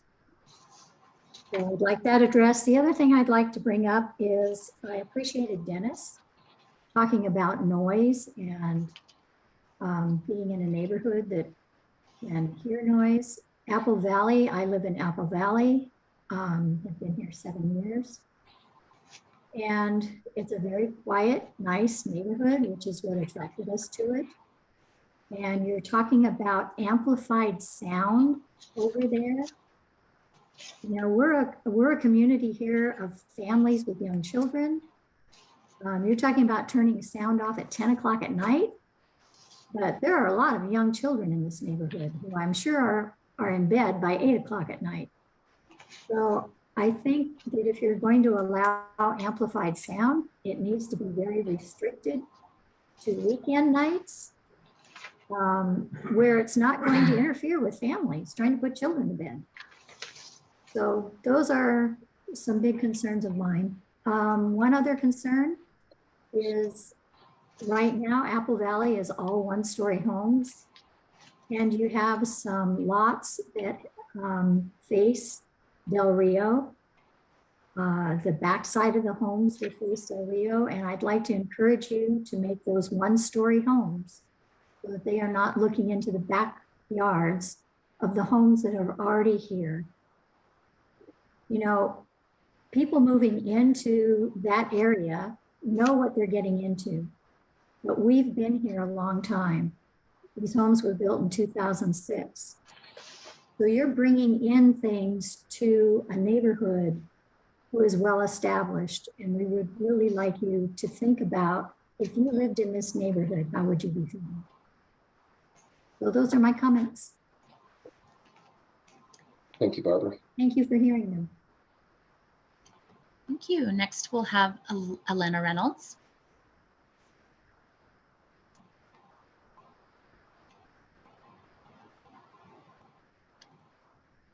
Elena, are you with us? I'm here. All right. Okay. I also want to compliment the commercial part of this. I love it. I love that it's along the freeway. Anytime I'm traveling, I love being able to pull off on an exit, finding a place to sleep, to get gas, to eat. And I've never believed in putting homes along a freeway. I own the property at 1825 San Ramon, which is exactly next door to this project. I liked some of the things that Dennis said and the other speakers. Having any kind of amphitheater or microphoned music or whatever, I do not think it's an appropriate place with the houses that are there. I do have a question if there will be a signal light or a stop sign at that road where the people are coming out onto San Ramon. I mean, onto Del Rio. I didn't hear that, although you might have said it. So back to the property that I own. I raised miniature donkeys for 20 years. They are very loud. We have 2.5 acres there. I could put cows, I can put horses, I can put my miniature donkeys. Those 8 properties along my property line are going to not like flies and farm animals making noise. I would hope they could put that whole area there as part of the park or as park land. I agree with the last gal that shared about 2-story looking over the fence, that they didn't talk about how big that fence would be separating my 2.5 acres. If you would like to approve me to split my property and put 10 to 20 homes, I'm all for it, so that it's not 2.5 acres of ag land or urban commercial up against commercial development and small lots. I was involved with listening when Eagle Ranch was looking at development, and it came up with all the people along Atascadero Avenue is you don't put apartment buildings and small residential against 2.5 acre property. So that's where this really came up, and the city council very much agreed, and they had to do some renegotiating, and then that project was stopped. But this has come up with the Atascadero before. Lights, I appreciate that they addressed that, but the lighting would be a huge change for all the neighbors, and I'm the closest. There is no road in between me and these homes. It seemed like there'd be a 10-foot backyard, so the house could be built 10 feet from my property line. I don't want people complaining to me. I think it's a big setup when you're doing 2.5 acre land next to this other project. They were originally open to buying my property, which would be a great big break for the commercial development, and then that wasn't continued. And then the other thing was when I think Kelly and Dennis brought up about the pond right out at the corner, which is exactly where you guys are putting the little park. That would probably be underwater right now. And it's a lot in front of my house because we have a circular drive, and it's water there right now. Without that 4-acre corner of soil absorbing all the water, and now that rainfall is going onto concrete, it's going to be running down the road onto San Ramon, and we are going to have a much bigger lake. And you guys, I'm sure, are very aware of that. So it will be offset, completely displaced by all the homes that are there. So that is another thing I'd like to look at, is having them do whatever they need to do for drainage. I'd like to lessen these single family homes, maybe doing 1 acre along there, so there's not 8 homes against the property. And again, back to complimenting you guys on the whole project with hotel, the apartments. I hope there's not balconies on the back of those apartments looking into the neighbor and having fences there. And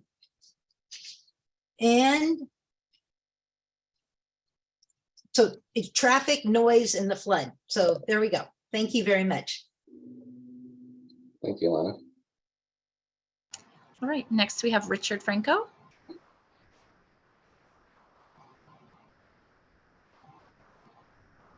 Good evening, commissioners. My name is Rick Franco. I represent Californians Allied for Responsible Economy. I agree with staff's recommendation to keep the public comment period open and to defer action on this project to a later date.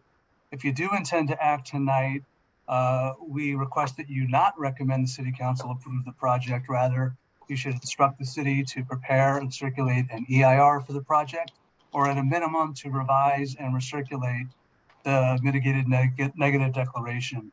The MND has numerous flaws as it exists and does not comply with CEQA. For example, and we've heard a lot about noise already, but the MND does not properly analyze the project's noise impacts. We've heard that the project will include restaurants, bars, possibly breweries, and outdoor seating with a small amphitheater, outdoor amplified sound until 10 p.m. MND simply concludes without any discussion or analysis or evidence that the project will not cause significant noise impacts to neighbors. However, no noise measurements were taken to establish existing ambient noise levels. No estimates made of either construction or operational noise. There's therefore no basis to make any conclusion about the project's potential noise impacts to its neighbors. CEQA requires findings in an MND that the findings in an MND be supported by substantial evidence, and here there is no evidence at all with respect to noise impacts. With respect to the construction timeline, the MND contains multiple conflicting descriptions of the construction timeline. For example, the air quality analysis states that the project will include intensive construction over a 5-year period. The greenhouse gas analysis states that the project will include intensive construction over a 2-year period. The air emission modeling for the project, which is the basis for both of those, the air quality and the greenhouse gas analysis, assumes a construction schedule of more than 6 years. Without a clear and consistent construction timeline, the city has no basis for estimating the project's construction emissions impacts for CEQA purposes. Relatedly, the MND lacks any discussion of potential health impacts on nearby residents from diesel emissions from construction equipment. The Air Pollution Control District typically requires that for long-term construction projects like this one, the city should identify sensitive receptors, which are neighboring residents within 1,000 feet, and should evaluate and mitigate health risks of toxic diesel particulate matter from heavy construction equipment. None of that was done here, despite the fact that there are numerous residences well within 1,000 feet of the project boundaries. These are a few of the ways in which the MND violates CEQA, and I appreciate the opportunity to provide these comments. We do plan to submit written comments on the project, and in that regard, I would just ask for the city to clarify intentions with respect to the CEQA comment period. It's currently scheduled to end tomorrow, and my understanding is that the written comment period on the MND will be extended, but I hope for clarification of that. Thank you very much. I'm sorry, Mr. Franco, I missed that. What group did you say you were with? I represent a group called Californians Allied for a Responsible Economy. Okay, thank you so much. You bet. Thank you, Rick. Okay, next we have Lori McGee.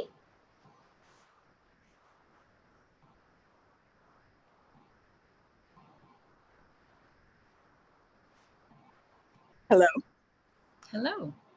Hi, you can hear me now? I can hear you. Great, thank you. So I am a resident close off of Del Rio and Monterey.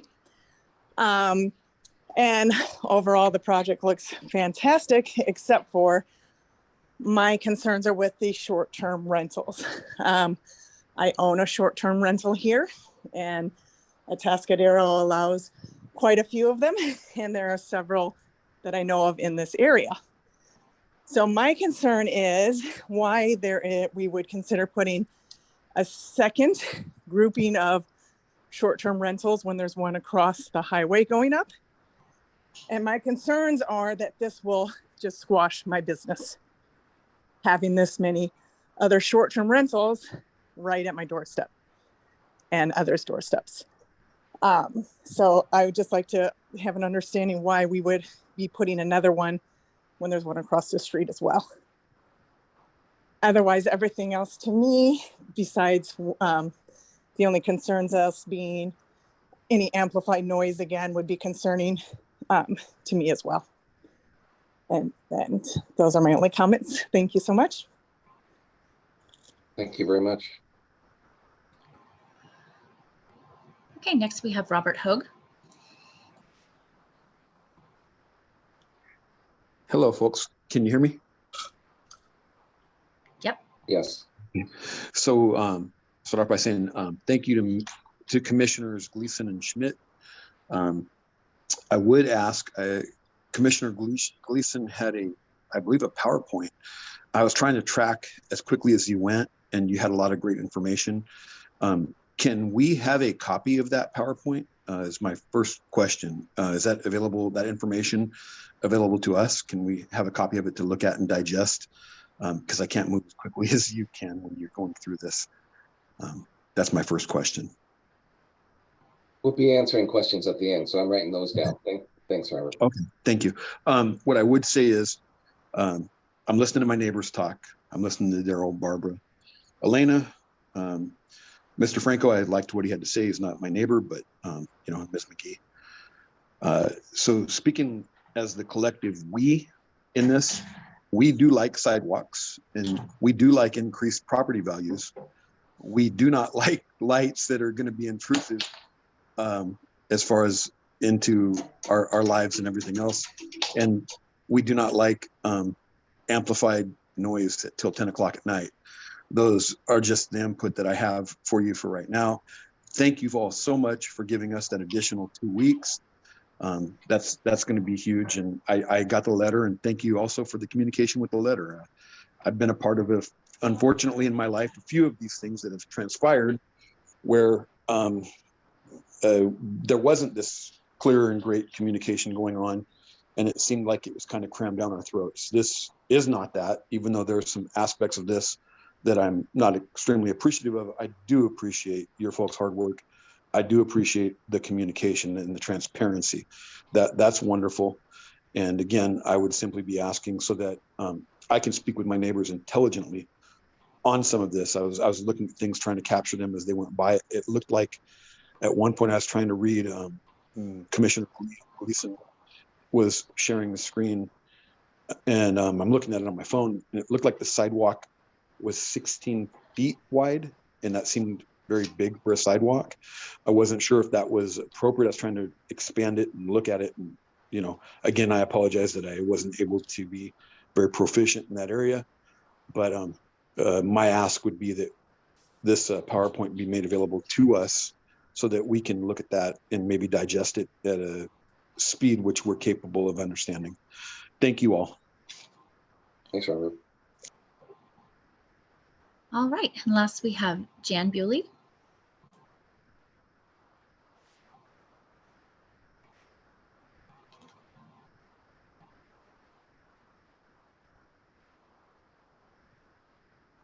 Jan, are you with us? I'm here. I submitted a letter. I don't need to speak in person. That I support the project, and I feel, can you hear me? Anybody hear me? Okay. Okay. I support the project, and we've worked a really long time on this, trying to bring something that would be a benefit to the community. And we feel like this is a very good project. And then I submitted in writing my reasons, which I don't have in front of me because I didn't expect to speak. Okay, thank you. No problem. I saw your hand up. No problem at all. Thanks for chiming in. All right. All right. I don't see any other hands up. Is there anybody else on the phone? You may press *9, or you may raise your hand in Zoom if you have that option. I think that is all of our speakers for the evening. Thank you very much. Okay, then we will go ahead and we are going to close our public comment portion of the meeting and bring it back, and we'll have staff answer some of these questions that we. Yeah, I think Phil, correct me if I'm wrong. I think we actually want to leave public comment open. Okay. And then continue during public comment. Is that correct? But we will go through and answer questions. Yes, that's kind of how this will work. And then, okay. Yeah, let's kind of continue to proceed. That way we can, since we're kind of continuing to a day certain. Oh, I think what we normally do is close public comment, just so that we know that there's no more public comment for this evening. We'll go through questions and then we'll reopen public comment and continue. Does that sound procedurally correct? Sounds good. Okay. Happy to start going through some questions. Yeah, did you write them down as they were coming in? I did. If I miss one though, yell at me. I'll follow along. Okay.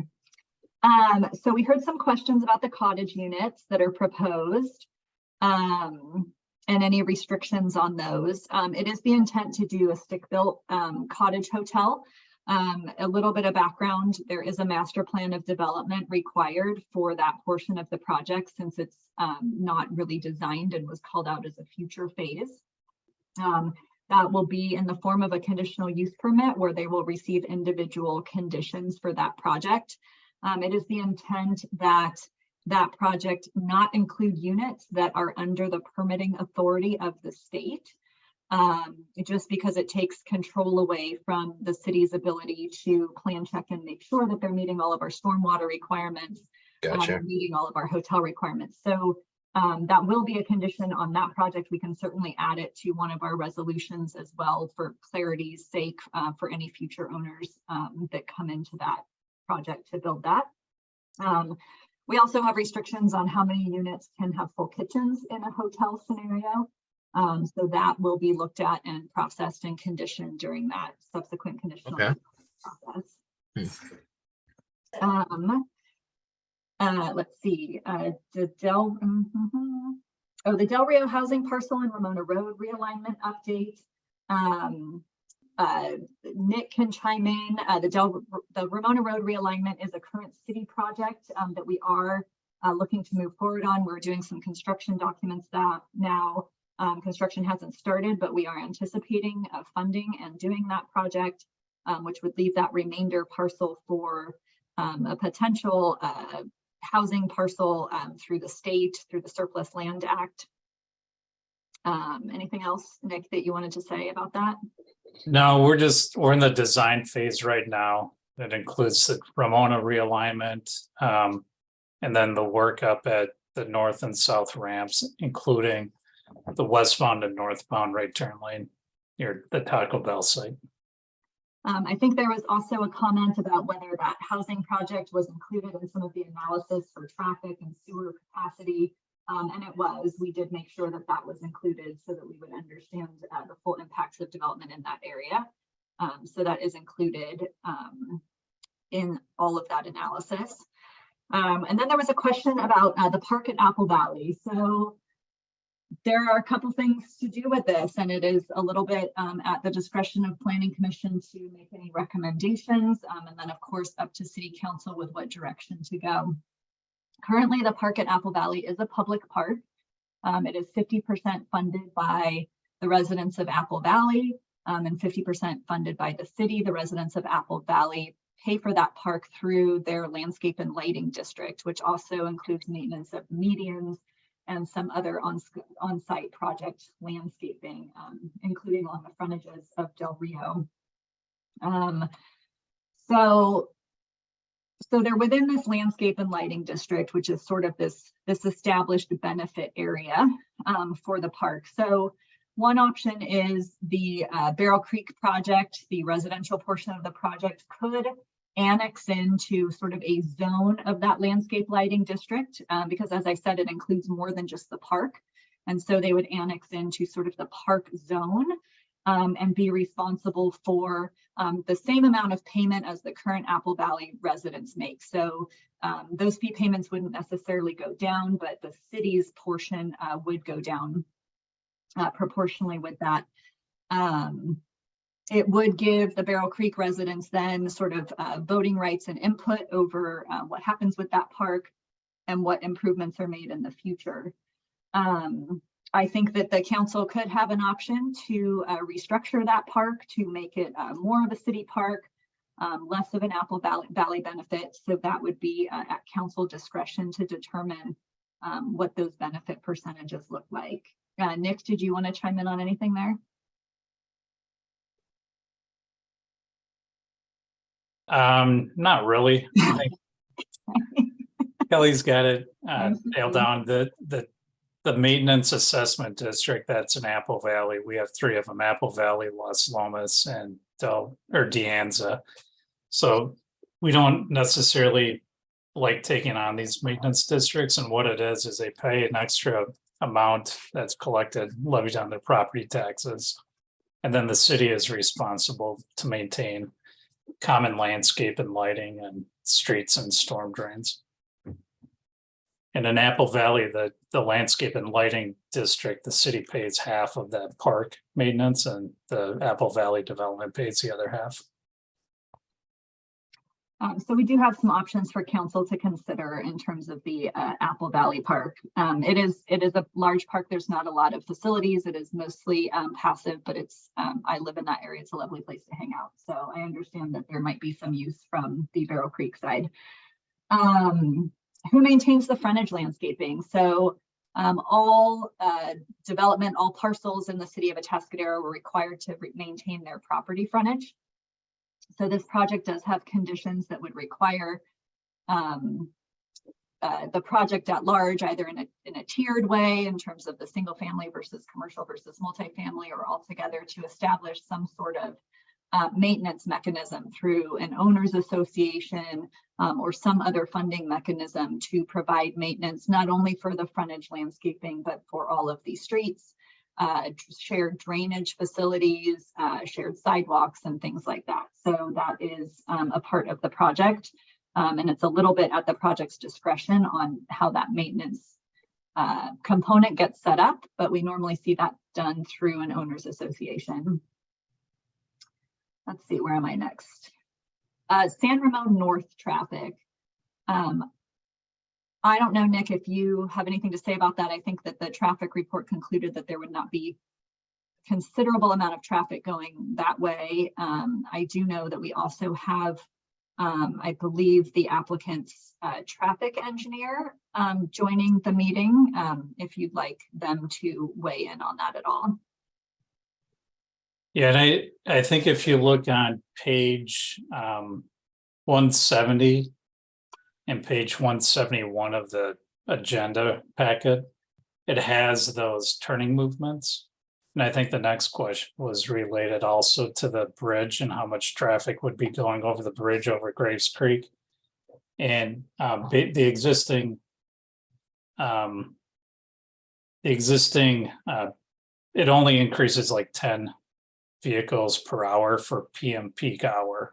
So that's like an increase of about 7% during the 1 hour that's the heaviest traffic in that area. So not significant traffic generated to go over the bridge.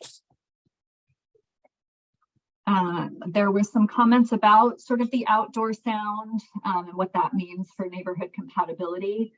Again, this project includes that request for outdoor sound, and it is at the discretion of the deciding bodies. The Planning Commission is recommending, and the City Council as final action to determine what that might look like and what that approval is. So we heard that maybe there could be different hours for weekday versus weekend. I believe that the condition currently restricts outdoor noise to the hotel area and the commercial paseo, so it wouldn't be able to be located in areas that are necessarily fronting the existing residential neighborhoods. But certainly additional restrictions or parameters could be placed with that condition. And we'd be happy to hear at the end of this, although the meeting is still open, any sort of suggestions from commissioners on modifications to conditions, so we can bring those back in sort of a complete fashion for you on February 7th. We heard if there was a stop sign at the project road that comes off of Del Rio, yes, the people coming off of that road will have a stop sign before they turn onto Del Rio. So there is a control there. We also had a comment about potential sort of animal conflicts with being surrounded by rural residential properties that can maintain farm animals and have sort of a more rural nature to their property. We have seen this in projects before. What we have seen done on occasion is a deed notification required to be recorded against those single family residential parcels, notifying them that they are surrounded by rural residential and that farm animals and more rural activities are allowed on those properties, just so that there is pre-knowledge of any of those kind of conflicts And then they would not be able to, bring that up as a point that they didn't know about and use that for justification for complaint. So certainly that can be added as a condition of approval as well. Concerns about lighting. I think on February 7th, we can touch a little bit more on some of our conditions about lighting and where those parking lot lights are proposed to go for safety. I know the building code does have some minimum lighting requirements for parking lots for safety, and we can't do much about those. But what we have done in projects, and I believe what we've conditioned on this project, is they now design lighting where on a timer it will dim or turn off certain times of the night and only go on if there's motion sensed. That sort of helps us reduce that sort of day glow that you might get during the twilight hours, and allows it to be a lower lighting level through the evening hours. But we'll bring some more information back on February 7th related to lighting. So the drainage at San Ramon due to increased impervious surfaces.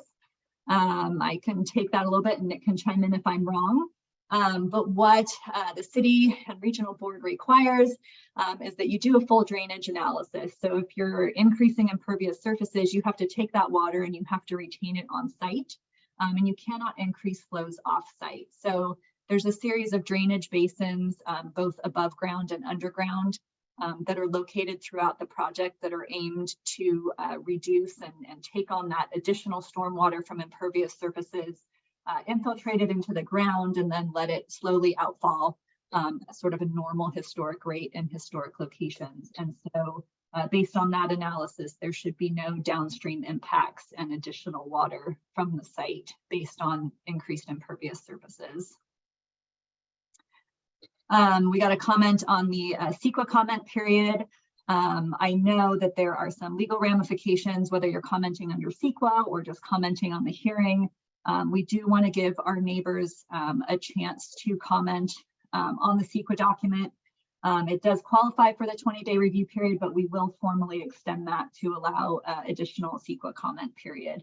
And so we will be, hopefully, I haven't used CEQAnet that much, but hopefully updating through the CEQAnet website so that that is readily understandable, and posting next week some amendments to the document with that date fixed and some of the other concerns that the speaker spoke about to add some additional information for completeness.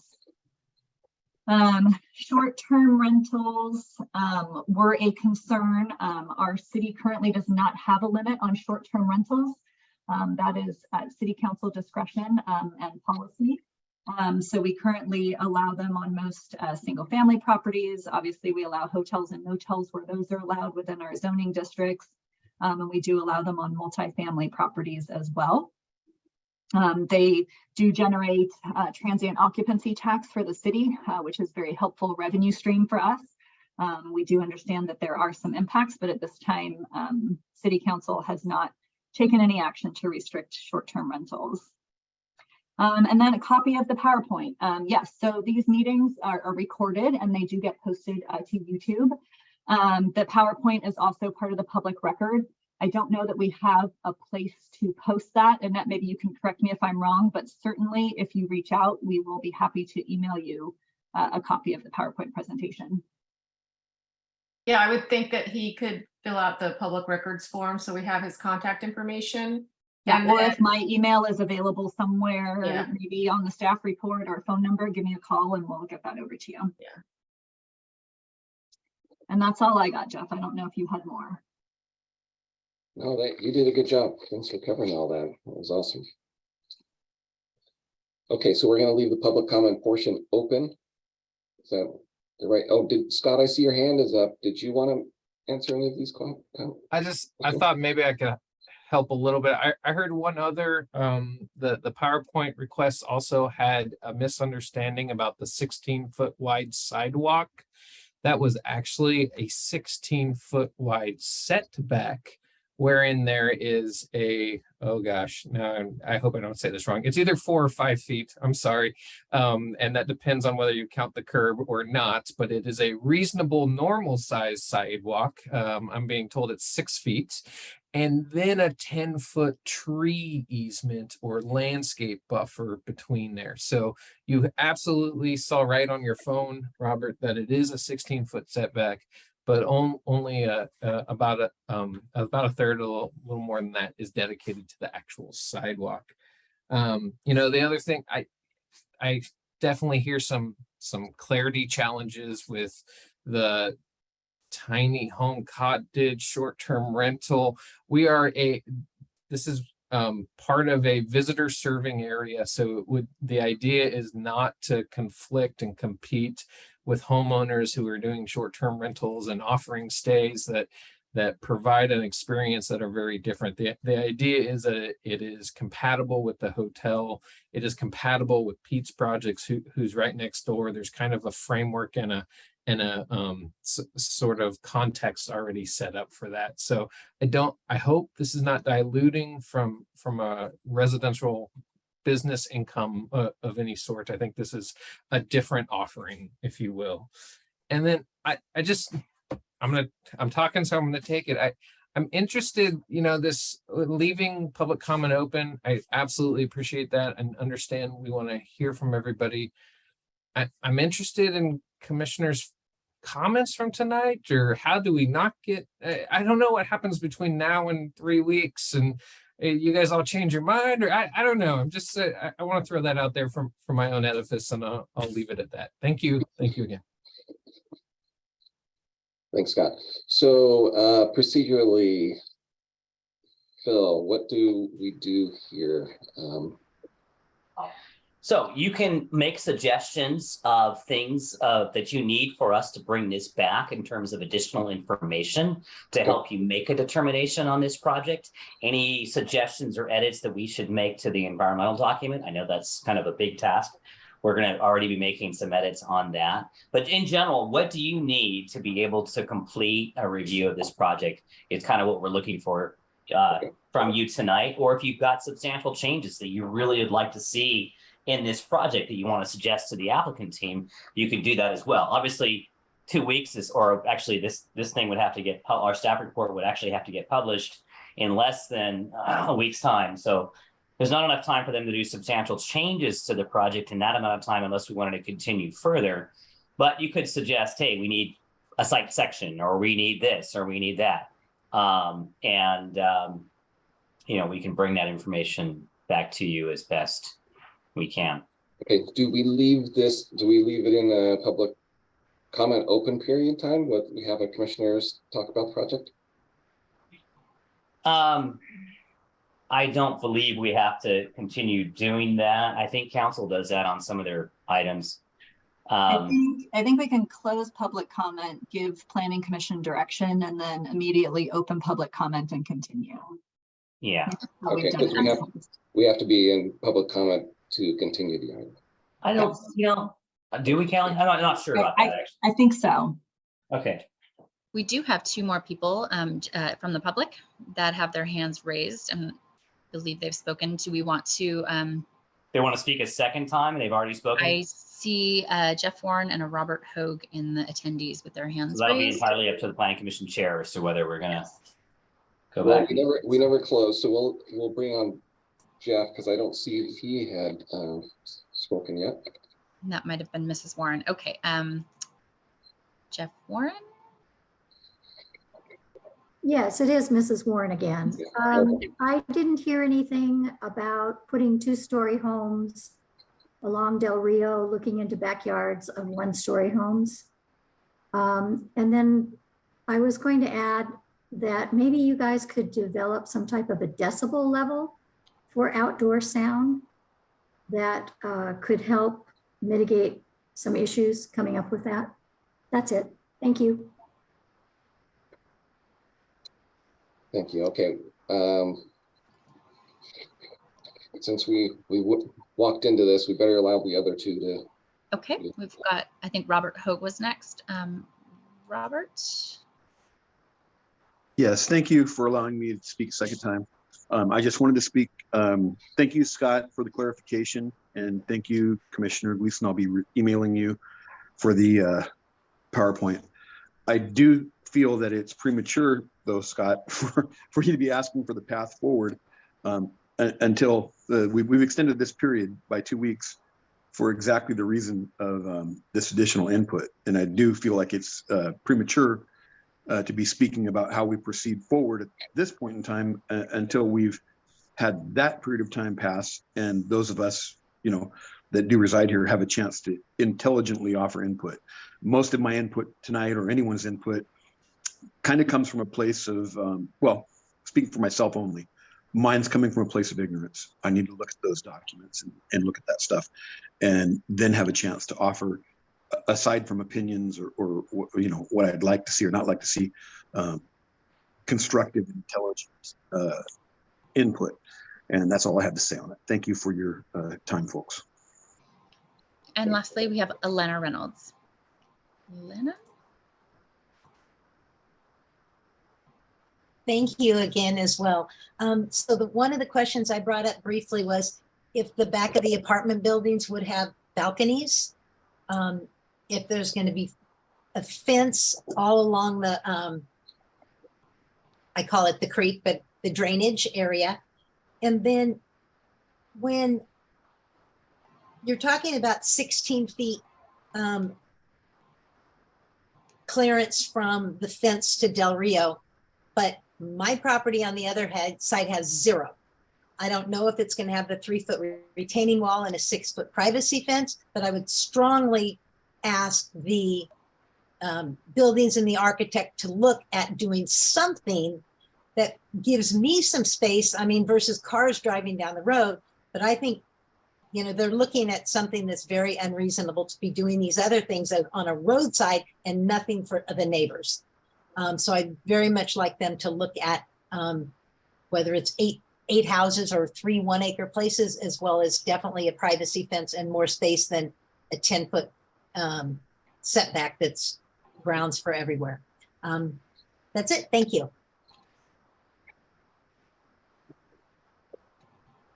Thank you. Okay, so yeah, so here I did hear that question about 1 and 2 story, and that's a little bit at the discretion of Planning Commission for recommendation and council. Certainly, certainly language could be added to the plan development to limit the height further of residential structures.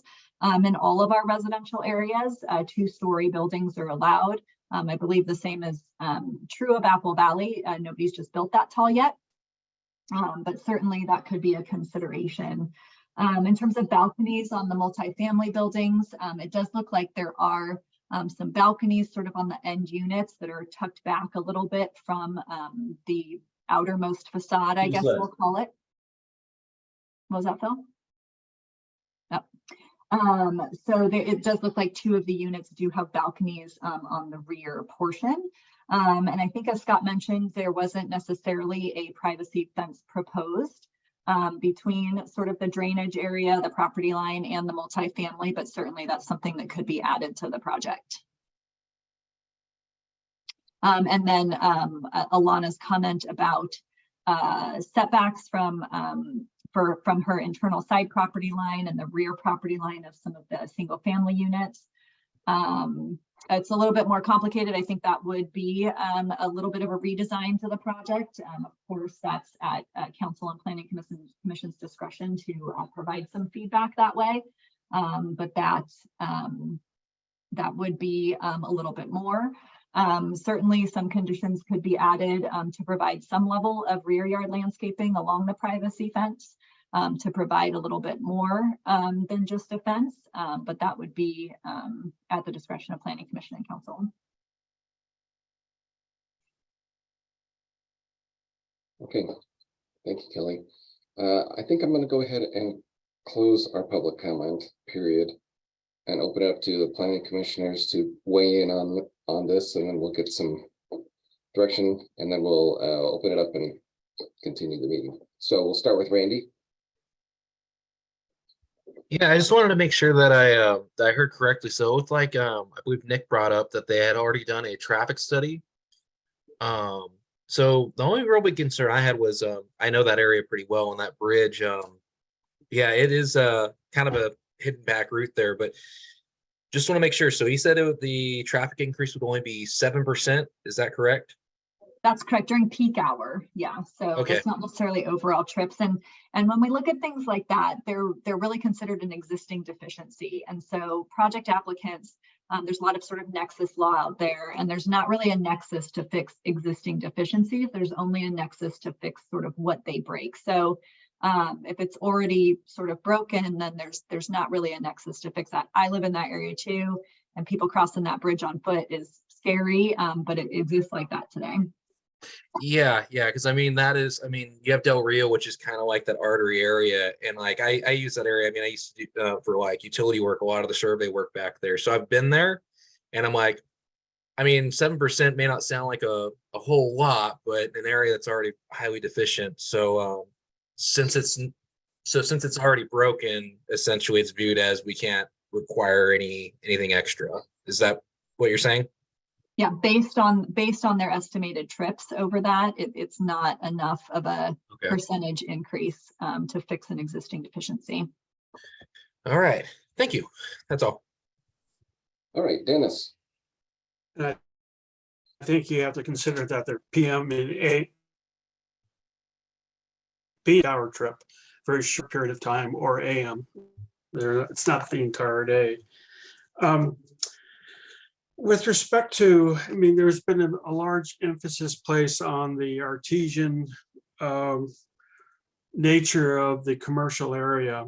It seems to me when it comes to lighting and noise and anything else that if I had an artesian business, I don't know if I would want to be working 16 hours a day at my artesian business. And so to me, the hours would be different if I have a bakery versus a 7-Eleven or something. The affect the lighting in the area at the same time, and also the noise. And so I'd like to see if there's any way we can consider that as we do additional studies. And then with respect to the setback issues from the neighbor, could we, in the one diagram that we had, there was an ADU that was placed against the back.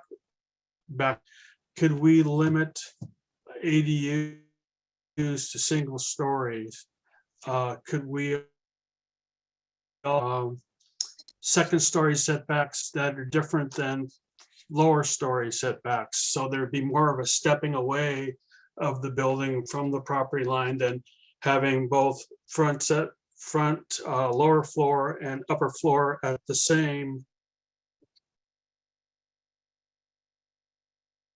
from the property line. Yeah, so That's all. a couple pieces to that. So state does trump cities for ADU law.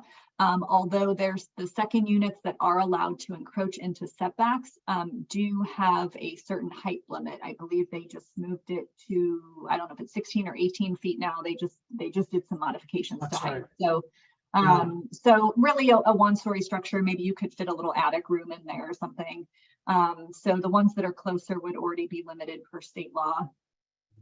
There is a current proposal in the plan development overlay language to limit the upper floor area of a unit to 75% of the first floor area. That is to encourage that stepping back. That does not necessarily guarantee, though, that it's going to be stepped back on all elevations. It is at the designer's sort of discretion at this point where those step backs occur. Certainly, there could be language added into the plan development along certain parcels or the entirety of it that had some more specific requirements for stepping back of upper floor facades. And then with respect to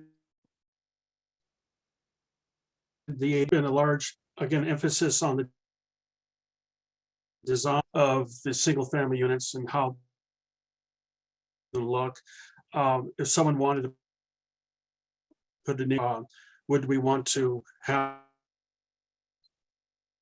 A little bit of an internet issue there. the emphasis that's been placed? Dennis, could you turn off your video and try again? Yeah, because you're breaking up, Dennis. Oh, I'm sorry. Can you hear me? Yes. Yeah, you might want to pause your Video. video or something. There you go. Is that better now? Yes, go Yeah, ahead let's and try redo that. It was more of, there was an emphasis being placed on the design of the single family homes to fit within a certain parameter. If someone wanted to place an ADU, would they also be required to, or could they, let's say the city's pre-approved ADUs, could they grab one of those, their home? And so would we want to provide some type of control on that type of activity or not? Okay, thank you. Right, yeah, I think you were asking, would we want to like limit our pre-approved stock plans? Because of sort of the architectural standards. I think with ADUs, the state definitely limits what we can and can't say about them. And I believe that our pre-approved ADUs have done a lot in terms of like facade undulation and some design characteristics that would probably fit with the parameters of the proposed plan development language. Yeah. And with respect to the percentage you spoke about, 75%, could we not say lower floor setback 15 feet, upper story setback 25 feet or something, you know, give it a hard. Yeah, you can definitely number, say that. the That is second written in story there. setback. That is written in there from the front setback, but it certainly could be written in from other setback areas as well, such as side and rear. Okay, thank you. Victoria. All right, pushing buttons, ding, ding, ding. Thank you all. Okay, well, I guess I just want to start off because I haven't spoke yet at all. That I don't want to come off as like the breastfeeding mother who's only concerned about where her kid's going to play potentially in the northern part of Atascadero. I think this project as a whole, what was it earlier? 13 pounds of sugar in a 10-pound bag. I think that pretty much needs to be a slogan for Barrel Creek project. And somebody's got to start a bakery with that. But anyhow, yeah, I definitely think this is going to have a lot of added value for the folks who are going to live there, tour there, whether for the day and stopping by to buy things to eat, to talk to the makers and whatnot. I mean, there's a little something for everybody. And especially understanding that a little bit more of the project when Scott was describing it, of why would you have a hotel, which we have hotels across the street, but then you also have the tiny village motel, and it's an experience. And yes, I understand that trend is we are craving something real and not just to stay, shower, stay in our cubicle, and then go somewhere else. We really want people to have an experience there. So for all intents and purposes, I think this project is very exciting. I do want to say that I did speak with staff member Kelly Gleason earlier today and had a little bit more questions about just like the housing need and like what this will do and put a dent or not in our housing. And for the most part, what I concluded is it's not going to make a very big dent, especially the single homes.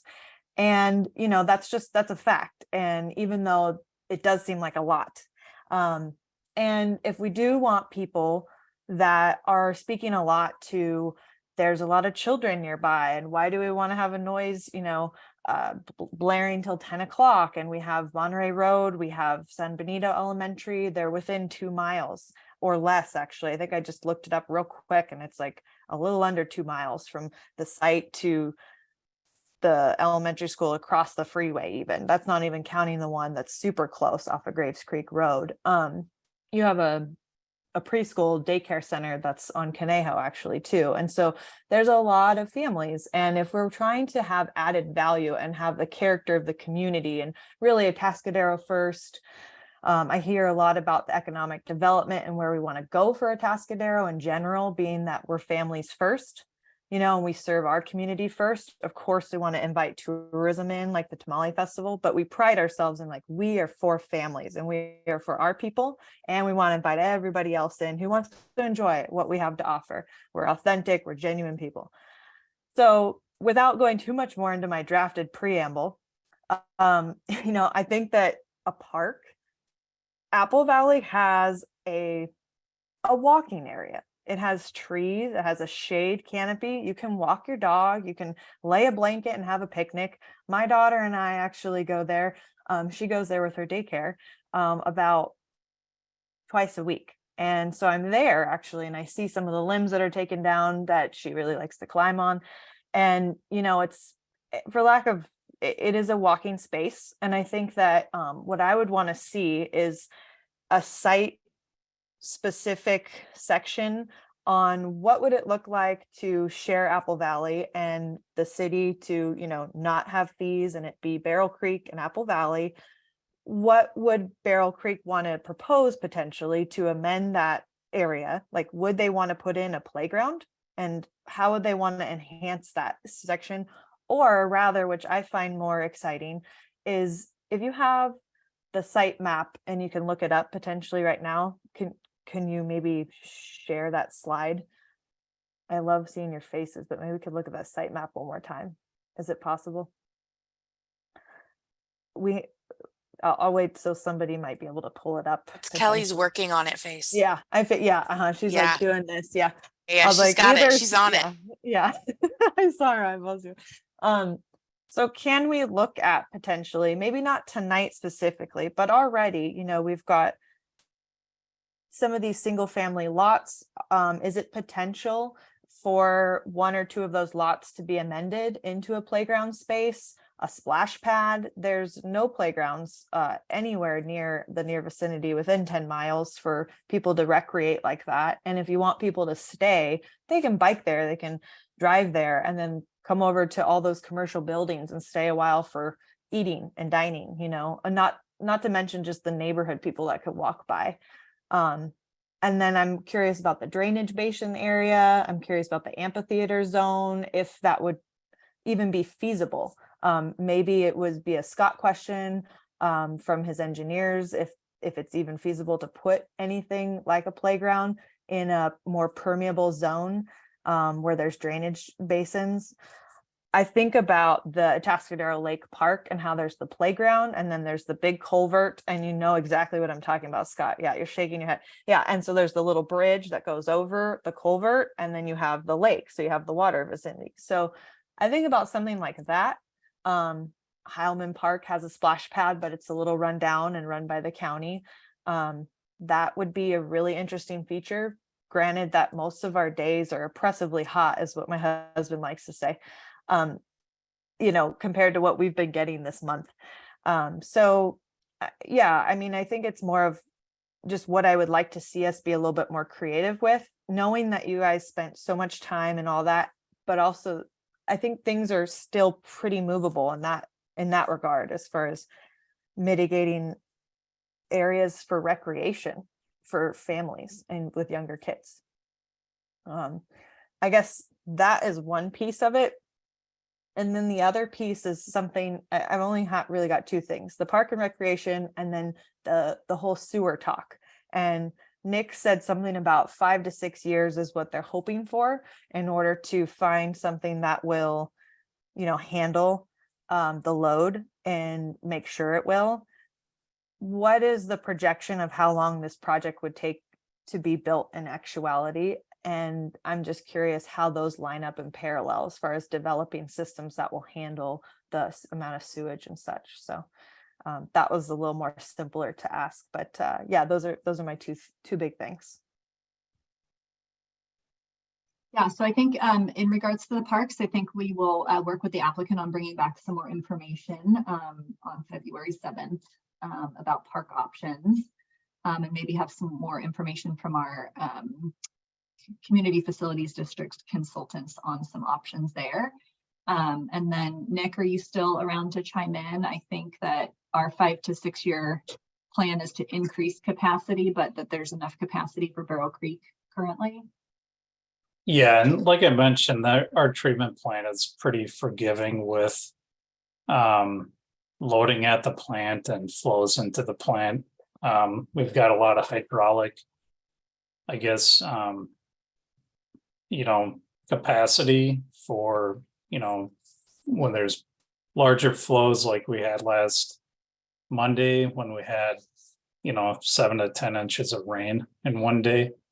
And our system is, either through inflow or infiltration into the system or direct rain on those ponds, because we have a bunch of acres of ponds. It's able to handle some of those larger flows. So if we do exceed the design capacity, we've probably already exceeded it, to be honest, just because it's not really designed to handle the strength of the wastewater that we're currently seeing coming in. So actually some of those I&I or infiltration events kind of help kind of dilute that frost sewage coming in that helps us kind of treat a little bit better. So I don't really see an issue. We're going to be mandated to upgrade our treatment plant, whether we want to or not. Their general permit with the water board requires us to, so we're working towards that end goal. So I believe that we'll have those secondary treatment improvements done, in the next 6 years or so. So I think it does kind of time out well with this project, because you figure how many, and maybe this is a good question for Scott and the applicant, but how long they see this taken to fully build out, particularly the commercial space. And then even if they build that out, may have hopefully they get tenants right away, but there might be some vacancies for a year or two. Scott, do you want to answer that? Sure. If I'm allowed, I'll answer all kinds of stuff. Sorry. I couldn't help but laughing when Victoria was talking, because my kid goes under the culvert and just plays out at Lake Park all the time. Best spot. Right? And has ruined how many knees in his pants? I don't even know. Anyways, so Nick, for your question, that's what I was directed at. There is site work to be done here. I think the EIR talks about years. This project is going to take years to build, and I think that's accurate. The commercial would be the first thing per the conditions of approval. That's what would come in first. COVID is now finally changing and commercial is changing. I would have told you we'd be sitting there having, beverages on the patio by now in 2019. So I have a really hard time telling you how long it's going to take to go, because the world changes, but it's easily a couple years out before it's there, and could complete build out residential coming after the commercial. It could, be 3 to 5 years, no problem.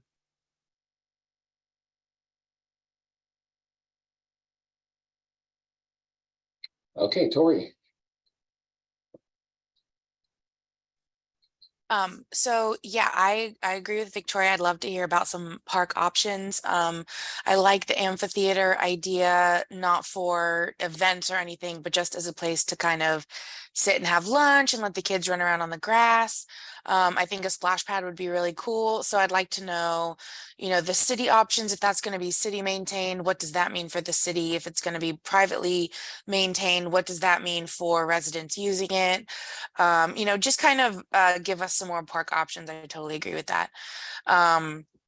I also agree that these are the kinds of projects we need coming to Atascadero, where they meld two kinds of communities together, both single family residents and commercial next to the highway, and provide some multifamily, more condensed housing units. I also had a meeting with Kelly today. We talked a lot about traffic impact and wastewater impact. I also live on this side of town, on the other side of the freeway. So I also know how bad Del Rio is. And we talked a lot about that and about, who's responsible for fixing that and who's not. And so And one of the things I talked to Scott about is that, they definitely are all about, making sure that their impact is paid for by them so that this project can be as successful as possible so that, maybe we can do more of them in the future or whatever. But I think that I would like to hear more about park options since this is a destination space.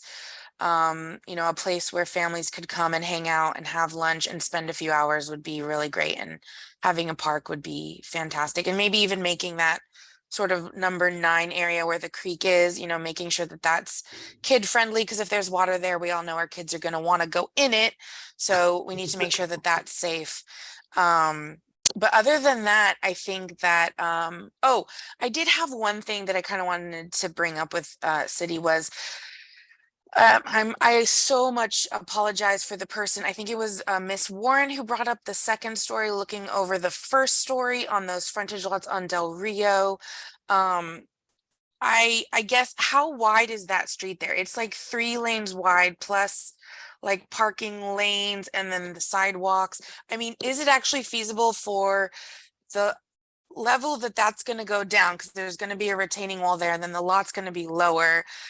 I mean, I see the second story being like only a few feet higher really than the road. So they wouldn't really be even looking over at the first story buildings in Apple Valley. I mean, I'm a very visual person. And so I can't get that visual in my head that would even be an issue. And honestly, with the amount of housing that we need, I would really hate to make it more difficult to build housing there than it needs to be since those lots are smaller. And I don't necessarily think we need to make them bigger. I also like the idea of having a deed notification about the rural animals. I too have animals. I have goats and chickens and neighbors have chickens, blah, blah, blah. We knew that going in. We're used to the noise. It's fine. It's mostly quiet and not an issue anyway. But I do like the idea of having that deed notification on those single family lots. Okay, I think that's all. Yeah, it was all that caffeine I drank earlier. I just feel like I just talked really fast. And I do want to just advise the commissioners at this point not to have too much of an opinion on the project, rather just on information that you might need for us to bring back to you. So yeah, save all your opinions for the time we take action in a couple of weeks. But I think I added some information in there too. Yes, we'll try and bring back some analysis on second story units and the width of Del Rio. Okay, thank you. All right, I'm done. And I do hear the other neighbor, Alana, that she has concerns as well, but I think it's a different analysis. So I don't want her to feel left out. We'll bring some information back on those parcels as well. Perfect. And I can maybe shed some light on this too. On the other side of Del Rio, the right-of-way line is at the back of the curb and gutter. And so there's a 25-foot easement that's along there. So on the back side, so where the sidewalk is and all that landscaping, that's actually a public easement for pathway and landscaping. Oh, and also more information about the Apple Valley Park and lighting thing and our options for that. And I would like for more neighbors to definitely talk to the city about that and weigh in on what they would prefer, because I don't know if they would prefer them being put together and then people across the street are voting on what happens in Apple Valley.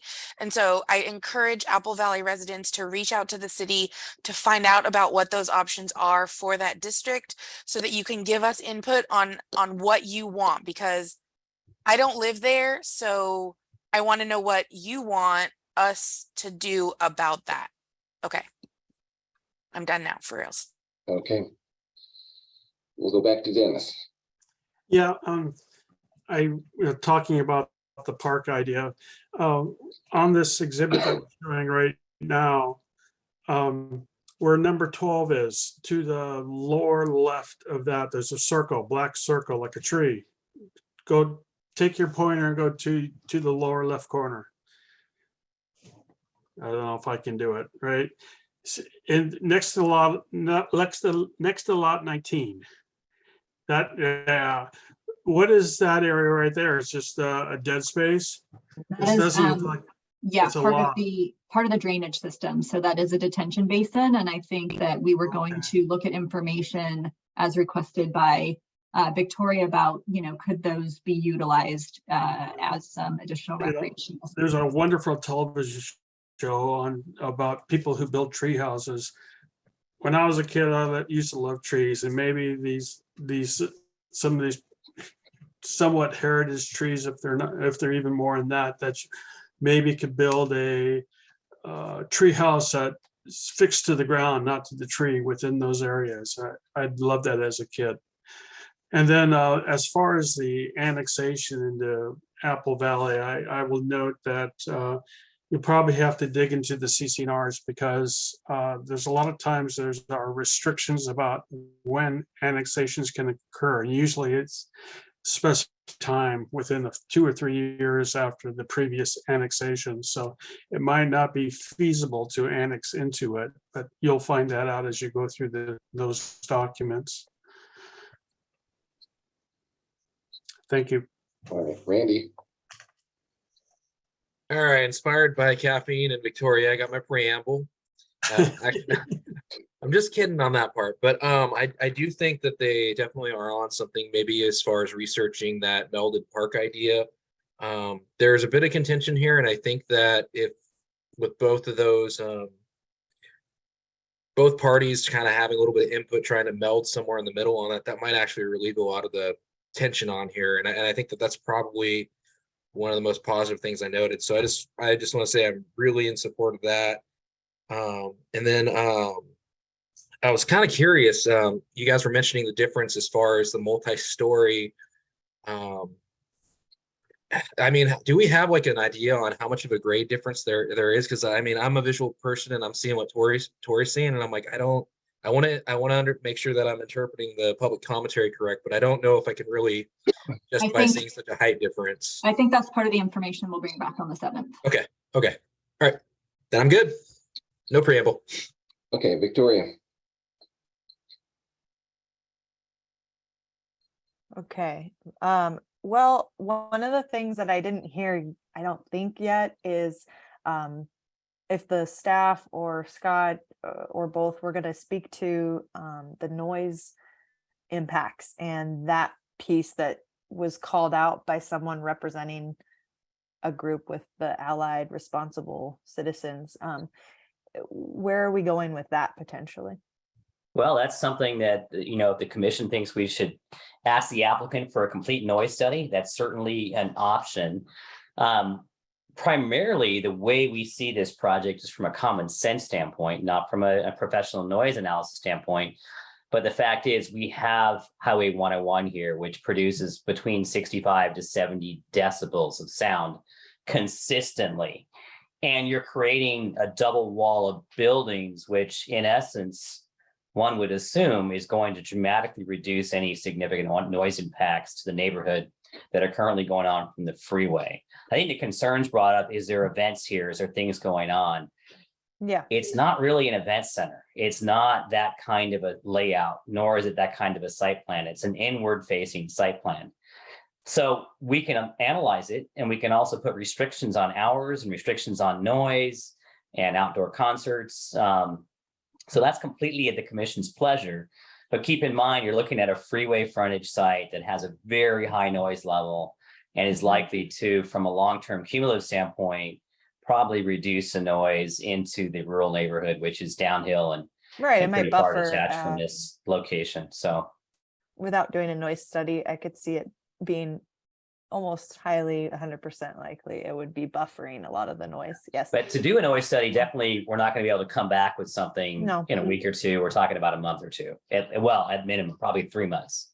Yeah, and we're So- not also looking at the cost for all of that too. So I don't want to say that lightly. I just heard it a few times, and then I Yeah. also, the neighbors, they did not speak to that being the ultimate way in which they were going to get what they want. I think what they would most likely be interested in is if the commissioners would be wanting to discuss a noise ordinance that would be a curfew at a certain hours, like Monday through Thursday versus Friday through Friday and Saturday. So anyhow, I think maybe that would be reserved for the next meeting. Yeah. Yeah. Yeah, and we'll keep a mind on that. We'll bring back some more information on noise that as far as we can, and as far as what the project has in it now, and take a closer look at some potential mitigations to reduce any impacts. Okay, yeah, I wanted to at least make sure that whoever's still listening and those, wanting to Yeah, watch the you. recordings, that they know that that was a very important piece. And Yeah. yet I definitely don't feel that a noise study is needed. Okay, any other questions or comments from commissioners? Okay, then we'll close that portion. We will go ahead and now do we need to have a motion and a second and a roll call to continue, or is?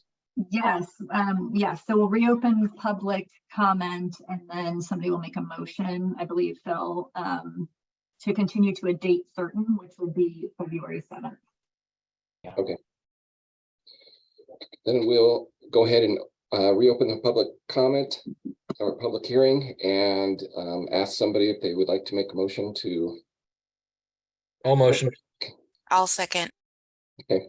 And I just wanted to clarify, since it wasn't part of the spoken motion, that you're making a motion to continue to February 7th. Correct, yes. Okay. Commissioner Hughes, Yes. Vice Chairperson Keen, Yes. Commissioner Anderson, Yes. Commissioner Carranza, Definitely, yes. Commissioner Heed, Yes. Commissioner Schmidt, Yes. Chairperson Van den Eyck.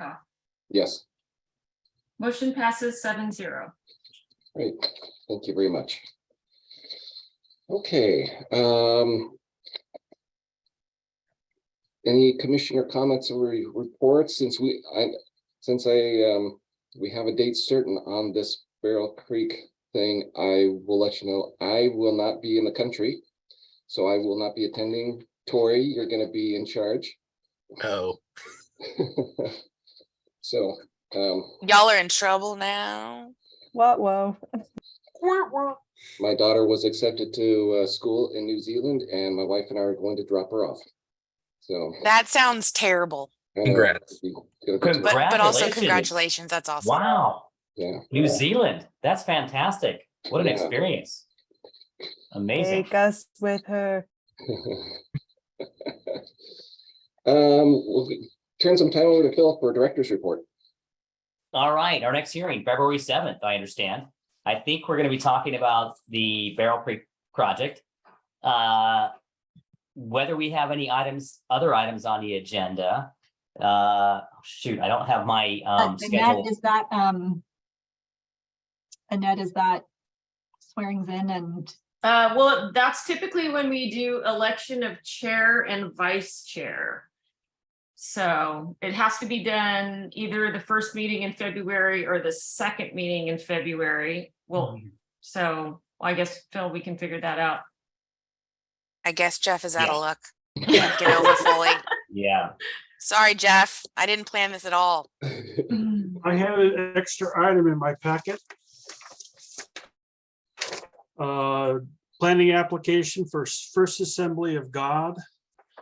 I don't know So- why. We used to give out I used to just give you the contact information on the projects for the applicants, but it's much easier just to put a copy of their application in your packets, because then you have all their contact information and email, so you know That's for who Barrel it Creek. is. Yeah. But I have a question about that, because sometimes it's not just the applicant you put, it's sometimes like a different representative too that you give us contact info for. Is Yeah, that- and that's all listed on the planning application every Okay. time, so, Okay. yeah. And so the First Assembly of God is the property owner? Correct. That's right. Wow. Thank you. I didn't know Anyway, we don't have other development review items on that agenda. I don't believe, I don't have that agenda in my hand for the 7th, but anyway, if you have any other questions for me, I don't have anything else to report. Oh, I do want to tell you actually one thing very important. I'm sorry, I totally forgot. I should have taken down my notes. Our general plan, probably one of our biggest projects of the year, our updates going on. We are having our first, well, kind of our first, we've had a couple outreach events, but we're having our first big open house for the general plan on the 25th of January. That's going to be at the front of City Hall in our front lobby area, in our museum area, in our foyer area. Tell your friends, your cousins, your relatives, your family, come on out, come talk to us. This is one of several opportunities to really provide input, but this is really important. I mean, you saw the kind of input we got on this project tonight. It's great. I love getting public input. But so far, we've been talking about our general plan at the city council and a few other events, and we just haven't had much input. And the ramifications of that project are 100 times more than the ramifications of this single development review project you looked at today. We are going to turn this city upside down and change things dramatically. No, we're not. I'm saying that because I want to put some fear into you to come on out and talk to us in case we do decide to do that. We're not going to do that. Atascadero is going to stay the same course. We love Atascadero the way it is. That's what we want to preserve. We want to hear from the community, though. It's not just us as staff in a vacuum that makes decisions about our future. We can't do that without the community. So I really want to pressure you to tell people, come on out, talk to us. And it's not just that opportunity on the 25th, it's multiple opportunities, or even outside of those open houses and those events, to tell us, what your great ideas are for the community. What are your concerns about the community? Where do you think opportunity is in our community, or where do you think it should just be left alone? I'm going to be there. So if they don't come out, I'm designing the entire community. The city's going to be Toreadero. Yeah. So y'all better come out, or it's going to be That's all what'll about happen. me. So Exactly. you have been warned. Just Do we saying. have something we could send or put on our social media or Yeah. something to can we please have those things? You can have those things. Between myself and Lorelai and Kelly, we'll get you. We'll arm you with everything you need. Yes. Like a couple, not a couple days Like before tomorrow. it happens. Yeah. Okay.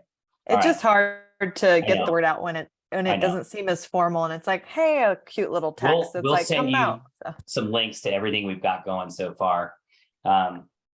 So we'll do that. So anyway, that's probably the most important thing I need to tell you. It's not. I need my people on Facebook need an update on Taco Bell.